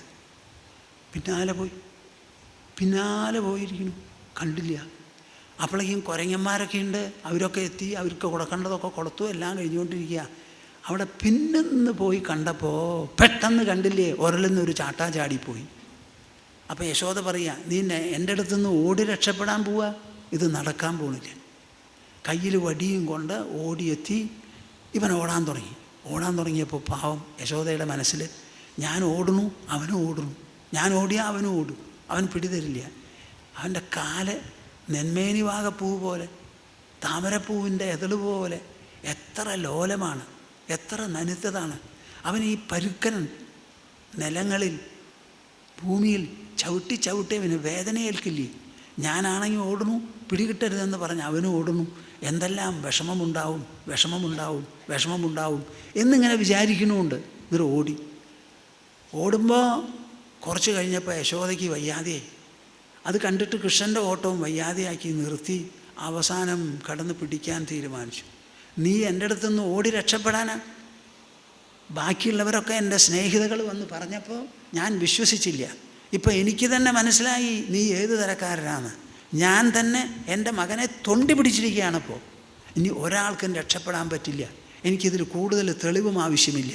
നിനക്ക് 1-ാം തരം ശിക്ഷ ഞാനിന്ന് തരാൻ പോകുന്നുണ്ട്. കയ്യിലാണെങ്കിൽ വടിയുണ്ട്. യശോദയുടെ ഉണ്ണി പേടിച്ചു പോയി. അവസാനം പറഞ്ഞു, അമ്മയുടെ കയ്യിലുള്ള വടി കളയൂ. എനിക്ക് വടി കാണുമ്പോൾ പേടിയാവണു. വടി കളയില്ല, ഒളിച്ചു വെച്ചുകൊണ്ടാണ് പോയത്. അവസാനം കടന്ന് പിടിച്ച് വടി കൊണ്ട് ഓങ്ങി, നിന്നെ ഞാൻ രക്ഷപ്പെടാൻ അനുവദിക്കില്ല എന്നൊക്കെ പറഞ്ഞ് ഒരൊറ്റ വഴിയേ ഉള്ളൂ, നിന്നെ ഉരലിൽ പിടിച്ച് കെട്ടിയിടുക. അതാണ് ആവശ്യം. നീ നടക്കുന്നിടത്തോളം കാലം ഈ കളവും ചതിയും കളയില്ല എന്ന് എനിക്കിന്ന് ബോധ്യമായി. അവൻ നിന്നെ കെട്ടിക്കളയാം എന്ന് പറഞ്ഞ് കെട്ടാനാ പോണേ എന്ന് പറഞ്ഞു. കെട്ടണമെങ്കിൽ എന്ത് വേണം? ഉരലുണ്ട് അവിടെ, ചരട് വേണമല്ലോ. ഏത് ഉരലിൽ ഉരുട്ടിയിട്ട് കൊണ്ടുപോയി നിർത്തി അതിൽ കയറിയിട്ടാണോ വെണ്ണ കെട്ടുകൊണ്ടിരുന്നത്? ആ ഉരലിൽ തന്നെ ഞാൻ പിടിച്ച് കിട്ടിക്കളയാം. ഈ ഉരൽ വലിച്ചു കൊണ്ടുപോകാൻ നിനക്ക് സാധിക്കില്ല, നിന്നേക്കാളൊക്കെ എത്രയോ ഭാരം കൂടുതലാണ്. അപ്പോൾ കെട്ടണമെങ്കിൽ എന്ത് വേണം? എങ്ങനെ കെട്ടും? കയറ് വേണം. അതിൻ്റെ ഇടയിൽ ഈ കുട്ടി ചിറ്റമ്മയെ വിളിച്ച് ഇങ്ങനെ പറയുക, വരൂ എന്നും പറഞ്ഞ്. അവർ വേറെ എന്തോ ഉപനന്ദൻ്റെ വീട്ടിലൊരു പ്രത്യേക ജോലിക്ക് പോയിട്ട് കാണാനില്ല. എൻ്റെ അമ്മ എന്നെ കെട്ടാൻ പോണു, വരൂ, എൻ്റെ അമ്മ എന്നെ കെട്ടിക്കളയും, വേഗം വരൂ. പറച്ചിൽ തന്നെ, ആരും വരണത് കാണാനില്ല. ഇവന് വല്ലാൻ്റെയായി. ശരി, ഇന്ന് അന്നി കെട്ടാൻ കൊടുത്തു കളയാമെന്ന് മനസ്സിൽ തീരുമാനിച്ചു. നിന്ന് കൊടുത്തു. വേഗം കെട്ടണമല്ലോ. കെട്ടാൻ എന്താ, ഒരു സാധനവും ഇല്ല. തലമുടി കെട്ടിയിട്ടുള്ള ചരട് കൊണ്ടാണ് കെട്ടാൻ പുറപ്പെട്ടത്. തലമുടി കെട്ടിയിട്ടുള്ളത്. അപ്പോൾ തലമുടിയിൽ 1-2 ചിറ്റൊക്കെ കെട്ടി വെച്ചിട്ടുള്ള ചരടെടുത്ത് ഇവനെ കേർത്തങ്ങോട്ട് കെട്ടാനായിട്ട് 2 ചിറ്റ് നോക്കിയപ്പോൾ 2 ഇഞ്ച് കുറവാണ്, കെട്ടാൻ തുമ്പില്ല. എൻ്റെ ഗ്രഹപ്പഴ ഇനിയിപ്പോൾ എന്താ ചെയ്യുക? ഇവൻ ഓടിപ്പോകുന്നതിന് മുമ്പ് കിട്ടണമല്ലോ. അവിടെ ഓടി ഇവിടെ ഓടി, കലവറ മുറിക്ക് പോയി, കുളിമുറിക്ക് പോയി. അവിടെ ഒരു വാതിലിൽ ഒരു ആണി അടിച്ചിട്ടുണ്ട്, ചുമരിലൊരു ആണി അടിച്ചിട്ടുണ്ട്, തുറക്കാതെ ഇരിക്കാൻ, കെട്ടിക്കിടക്കാൻ. അത് പിടിച്ച് വലിച്ചപ്പോൾ ആണിയോട് കൂടി വന്നു. ആ ആണിയൊന്നും വിടിയിക്കാൻ തന്നില്ല. അതും കൂട്ടിച്ചേർത്തു, ഇതും കൂട്ടിച്ചേർത്തു. പല സ്ഥലത്തിൽ നിന്ന് തുമ്പും കഷ്ടമായിട്ട് കൊണ്ടുവന്ന് കൂട്ടിച്ചേർത്ത് എത്ര ചിറ്റിയാലും 2 ഇഞ്ച് ബാക്കി. അത്യധിഷ്ഠ ദശാങ്കുലം എന്ന് വേദത്തിൽ പറയുന്ന മാതിരിയാ ബാക്കി. ഈ 2 ഇഞ്ച് ബാക്കി. ഇപ്പം എന്താ ചെയ്യുക? പലതും നോക്കി പരിശ്രമിച്ചു, പറ്റുന്നില്ല. എന്താ അതിൻ്റെ അർത്ഥം? ഒന്ന് ആലോചിച്ച് നോക്കൂ. ആരെയായി കെട്ടാൻ പുറപ്പെട്ടത്? ആ ആൾ മനസ്സിൽ വിചാരിച്ചാൽ തന്നെ കെട്ടാൻ പറ്റുള്ളൂ. നിങ്ങൾ എന്തൊക്കെ പറഞ്ഞ് ഈശ്വരനോട് മല്ലിട്ട് പോയാലും ഈശ്വരൻ്റെ സമ്മതവും ആജ്ഞയും അനുഗ്രഹവും ഇല്ലാതെ ഒറ്റ പ്രവൃത്തി ചെയ്യാൻ പറ്റില്ല. പോലീസുകാരന് കള്ളനെ പിടിക്കണമെങ്കിൽ ഈശ്വരാനുഗ്രഹം വേണം. സർക്കാരിന് രാജ്യം ഭരിക്കണമെങ്കിൽ ഈശ്വരാനുഗ്രഹം വേണം. തിരഞ്ഞെടുക്കാൻ പോകുന്നവർക്ക് തിരഞ്ഞെടുപ്പിൽ ജയിക്കണമെങ്കിൽ ഈശ്വരൻ്റെ അനുഗ്രഹം വേണം. എല്ലാറ്റിനും വേണം ഈശ്വരാനുഗ്രഹം. കൃഷ്ണൻ്റെ മനസ്സിൽ തോന്നി അമ്മ കെട്ടിക്കോട്ടെ. അതിനു മുമ്പ് വേർത്ത് ഒലിച്ച് ക്ഷീണിതയായി, നടക്കാനും വയ്യ, കെട്ടാനും വയ്യ, കൈ കുഴയണു. ഇനി എവിടെ പോവാനാ? എവിടുന്നാ ചരട് കിട്ടുക? ഉള്ളതൊക്കെ എടുത്തു കഴിഞ്ഞു, കയ്യിൽ ഇനി ഒന്നുമില്ല. അർജുനന് കുരുക്ഷേത്രത്തിൽ സംഭവിച്ചതുപോലെയാ, ഒന്നുമില്ല. ദേഹം കിടന്ന് വറയ്ക്കണു, മനസ്സ് കിടന്ന് ചുറ്റണു എന്ന് പറഞ്ഞില്ലേ? അതുപോലെ ഇനി ഒന്നുമില്ല കയ്യിൽ. അവസാനം അമ്മ കെട്ടിക്കോട്ടെ എന്ന് തീരുമാനിച്ച് അവിടെ നിർത്തി. അപ്പോഴാണ് കെട്ടാൻ സാധിച്ചത് അപ്പോഴാണ്. അതുവരെ സാധിച്ചില്ല. അതിൻ്റെ ഇടയിൽ വെണ്ണക്കള്ളൻ എന്ന് പറഞ്ഞ് ഈ കുട്ടിയെ വെണ്ണക്കള്ളൻ എന്നുള്ളൊരു മുദ്ര കുത്തിയില്ലോ. ആ കുട്ടി മനസ്സിൽ വിചാരിക്കുകയാണ്, ഇവരെല്ലാവരും കൂടി എന്നെ ആക്കിക്കോട്ടെ. എല്ലാവരും എന്നെ വിളിക്കും വെണ്ണക്കള്ളൻ നവനീത ചോരൻ എന്ന് വിളിച്ചോട്ടെ. അവർക്കറിയില്ല, എനിക്കറിയാം. ഞാൻ കക്കല്ല ചെയ്തിരിക്കുന്നത്, ഞാൻ കൊടക്കാണ് ചെയ്തത്. മനസ്സ് വിശാലമാവണം. അമ്മയുടെ മുലപ്പാൽ കുടിച്ചാൽ സ്വാർത്ഥത മാത്രമേ ഉണ്ടാവുള്ളൂ. എനിക്ക് കിട്ടുന്ന മുലപ്പാൽ എനിക്ക് വേറൊരാൾക്ക് കൊടുക്കാൻ പറ്റില്ല. അതിങ്ങനെ കുടിച്ചുകൊണ്ടിരിക്കുമ്പോഴേ കിട്ടുള്ളൂ, കുടിക്കുന്ന ആൾക്കേ കിട്ടുള്ളൂ. മുലപ്പാൽ കുടിച്ച് മാത്രം വളരുന്നവർക്ക് മനസ്സ് വിശാലമാവില്ല, സ്വാർത്ഥമേ ആവൂ. എനിക്കാവശ്യം വിശാലതയാണ്. വിശാലത വേണമെങ്കിൽ ഞാൻ ബാക്കിയുള്ളവർക്ക് കൊടുക്കണം. എന്താണ് കൊടുക്കുക? പാല് കൊടുക്കാൻ പറ്റില്ല. അതുകൊണ്ടാണ് ഞാൻ വെണ്ണയിൽ കൈവച്ചത്. ഞാൻ എടുത്ത് തിന്നിട്ടുള്ള വണ്ണ വളരെ തുച്ഛം, ബാക്കിയുള്ളവർക്ക് കൊടുത്തതോ എത്രയോ ഇരട്ടി. ഞാൻ കുരങ്ങന്മാരെ തീറ്റിച്ചു, എൻ്റെ കൂടെയുള്ളവരെ തീറ്റിച്ചു. അങ്ങനെ തീറ്റിച്ചാലേ മനസ്സ് വിശാലമാകുള്ളൂ.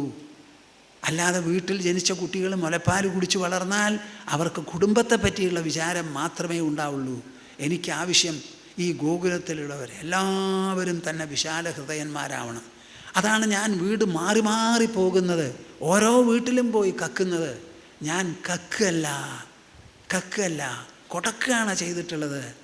എൻ്റെ സ്വന്തം വീട് എന്ന് പറഞ്ഞ് ഞാൻ വിശാലതയോടുകൂടി ചെല്ലുന്നു. ആ വെണ്ണ എൻ്റേതാണ്, എൻ്റെ അമ്മയുടെയാണ് എന്ന് വിചാരിച്ചെടുക്കണു. ആ അമ്മയ്ക്കും ആ വീട്ടുവാസികൾക്കും എല്ലാവർക്കും വിശാല മനസ്സുണ്ടാവാൻ വേണ്ടി എല്ലാവർക്കും ഇതാ പങ്കുവെച്ചു കൊടുക്കണു. ഈ പങ്കുവെച്ചതേ ലോകത്തിലുണ്ടാവുള്ളൂ. അല്ലാതെ തിന്നതോ സ്വാർത്ഥം വളർത്തിയതോ ഉണ്ടാവില്ല. അവരെന്നെ ചോരൻ എന്ന് പറഞ്ഞ് വിളിച്ചോട്ടെ, ശരിയാണ്. അവരുടെ മനസ്സിലുള്ള സ്വാർത്ഥതയാണ് ഞാൻ കക്കുന്നത്. അതിൽ പ്രതിഷ്ഠിക്കുന്നത് നിസ്വാർത്ഥതയാണ്. ഇതാണ് എനിക്ക് ആവശ്യം. അപ്പോൾ എന്നെ വിളിക്കുന്നവരൊക്കെ വിളിച്ചോട്ടെ, പാവം, അവർക്കറിയില്ല. സത്യം ഇതാണ്. കട്ട് കൊടുത്തിട്ടേ നടക്കൂ. ഇവരാരും സ്വന്തമായിട്ട് കൊടുക്കാൻ പോണില്ല. അവരുടെ മക്കൾക്കും കുട്ടികൾക്കും കൊടുക്കും, അന്യ വീട്ടിലുള്ളവർക്ക് കൊടുക്കില്ല. എന്നാൽ മനുഷ്യനാവശ്യം വിശാല ഹൃദയമാണ്. എല്ലാവർക്കും വാരിക്കോരി കൊടുക്കാനുള്ളൊരു മനസ്ഥിതി നമുക്കുണ്ടാവണം. അതാണ് ആവശ്യം. അതിനു വേണ്ടിയിട്ടാണ് ഞാൻ ഈ കക്കൽ ഒരു സ്വഭാവമായി എടുത്തത്. അവരുടെ വീട്ടിൽ ചെന്ന് നിങ്ങളുടെ വെണ്ണ എനിക്ക് തരൂ, ഞാൻ കുരങ്ങന്മാർക്ക് കൊടുക്കട്ടെ, മറ്റുള്ളവർക്കും കൊടുക്കട്ടെ എന്ന് പറഞ്ഞ് തരൂ എന്ന് പറഞ്ഞാൽ ഒരൊറ്റ ആളെ എനിക്ക് തന്നിട്ടുണ്ടാവില്ല. അതേ സമയത്ത് അവരുടെ മനസ്സ് വിശാലമാവണം എന്നുള്ളൊരു വിചാരവും അനുഗ്രഹവും എൻ്റെ മനസ്സിലുണ്ട്. ആ വിശാലത അവരാവശ്യപ്പെടാതെ തന്നെ അവർക്ക് നൽകി അനുഗ്രഹിക്കാൻ വേണ്ടിയിട്ടാണ് ഞാൻ ഈ കക്കുന്ന സ്വഭാവം വളർത്തിയെടുത്തത്. കട്ടുകൊണ്ടേ ഞാൻ ഇരിക്കൂ, അതെനിക്കിഷ്ടമാണ്. എന്നെ എത്ര പേര് വേണമെങ്കിൽ നവനീത ചോരൻ, വെണ്ണക്കള്ളൻ എന്ന് വിളിക്കട്ടെ, വിളിക്കുന്നതിൽ എനിക്ക് സന്തോഷവും കൃതാർത്ഥതയുമാണ് എന്ന് പറഞ്ഞ് തുള്ളിച്ചാടുകയായിരുന്നു കൃഷ്ണൻ. നമുക്കിതിപ്പോൾ നിർത്തണ്ടേ തൽക്കാലം?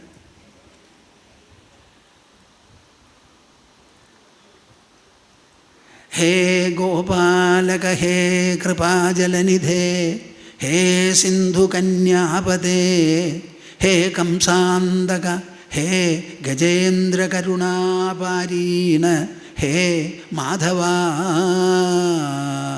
ഹേ രാമാനുജ ഹേ ജഗത്രയഗുരോ ഹേ പുണ്ടരീകാക്ഷമാം ഹേ ഗോപീജനനാഥ പാലയ പരം ജാനാമി നത്വാം വിനാ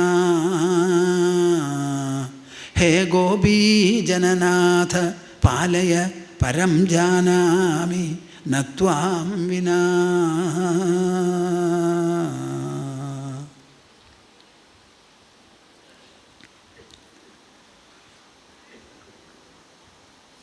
ഹരി ഹരി ഹരി.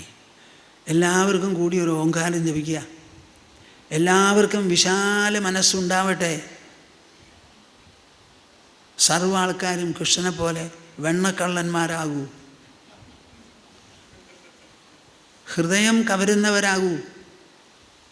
വിശാലത പ്രതിഷ്ഠിക്കാൻ വേണ്ടി നിങ്ങളെല്ലാവരുടെയും മനസ്സിലുള്ള ദുർഗുണങ്ങളും സ്വാർത്ഥതയും കട്ടെടുക്കുവപ്പാ. അവർ സ്വയം തരാൻ കൂട്ടാക്കില്ല, കട്ടന്നെ വേണം എടുക്കാൻ. അങ്ങനെ കട്ടെടുത്ത് എല്ലാവരുടെ മനസ്സിനെയും വിശാലമാക്കി ഭഗവാന്റേതുപോലെ ആക്കി തീർക്കാൻ നിങ്ങൾക്ക് എല്ലാവർക്കും സാധിക്കട്ടെ, സാധിക്കട്ടെ, സാധിക്കട്ടെ. ശ്രീമദ് ഭാഗവതം അതാണ് ആവശ്യപ്പെടുന്നത്. അതിനു വേണ്ടിയിട്ടാണ് ഈ കഥാകഥനങ്ങൾ മുഴുവനും, തത്വകഥനങ്ങൾ മുഴുവനും, ഈശ്വര വർണ്ണനകൾ മുഴുവനും. ഹരിഹി ഹരിഹി. ദാ ഓ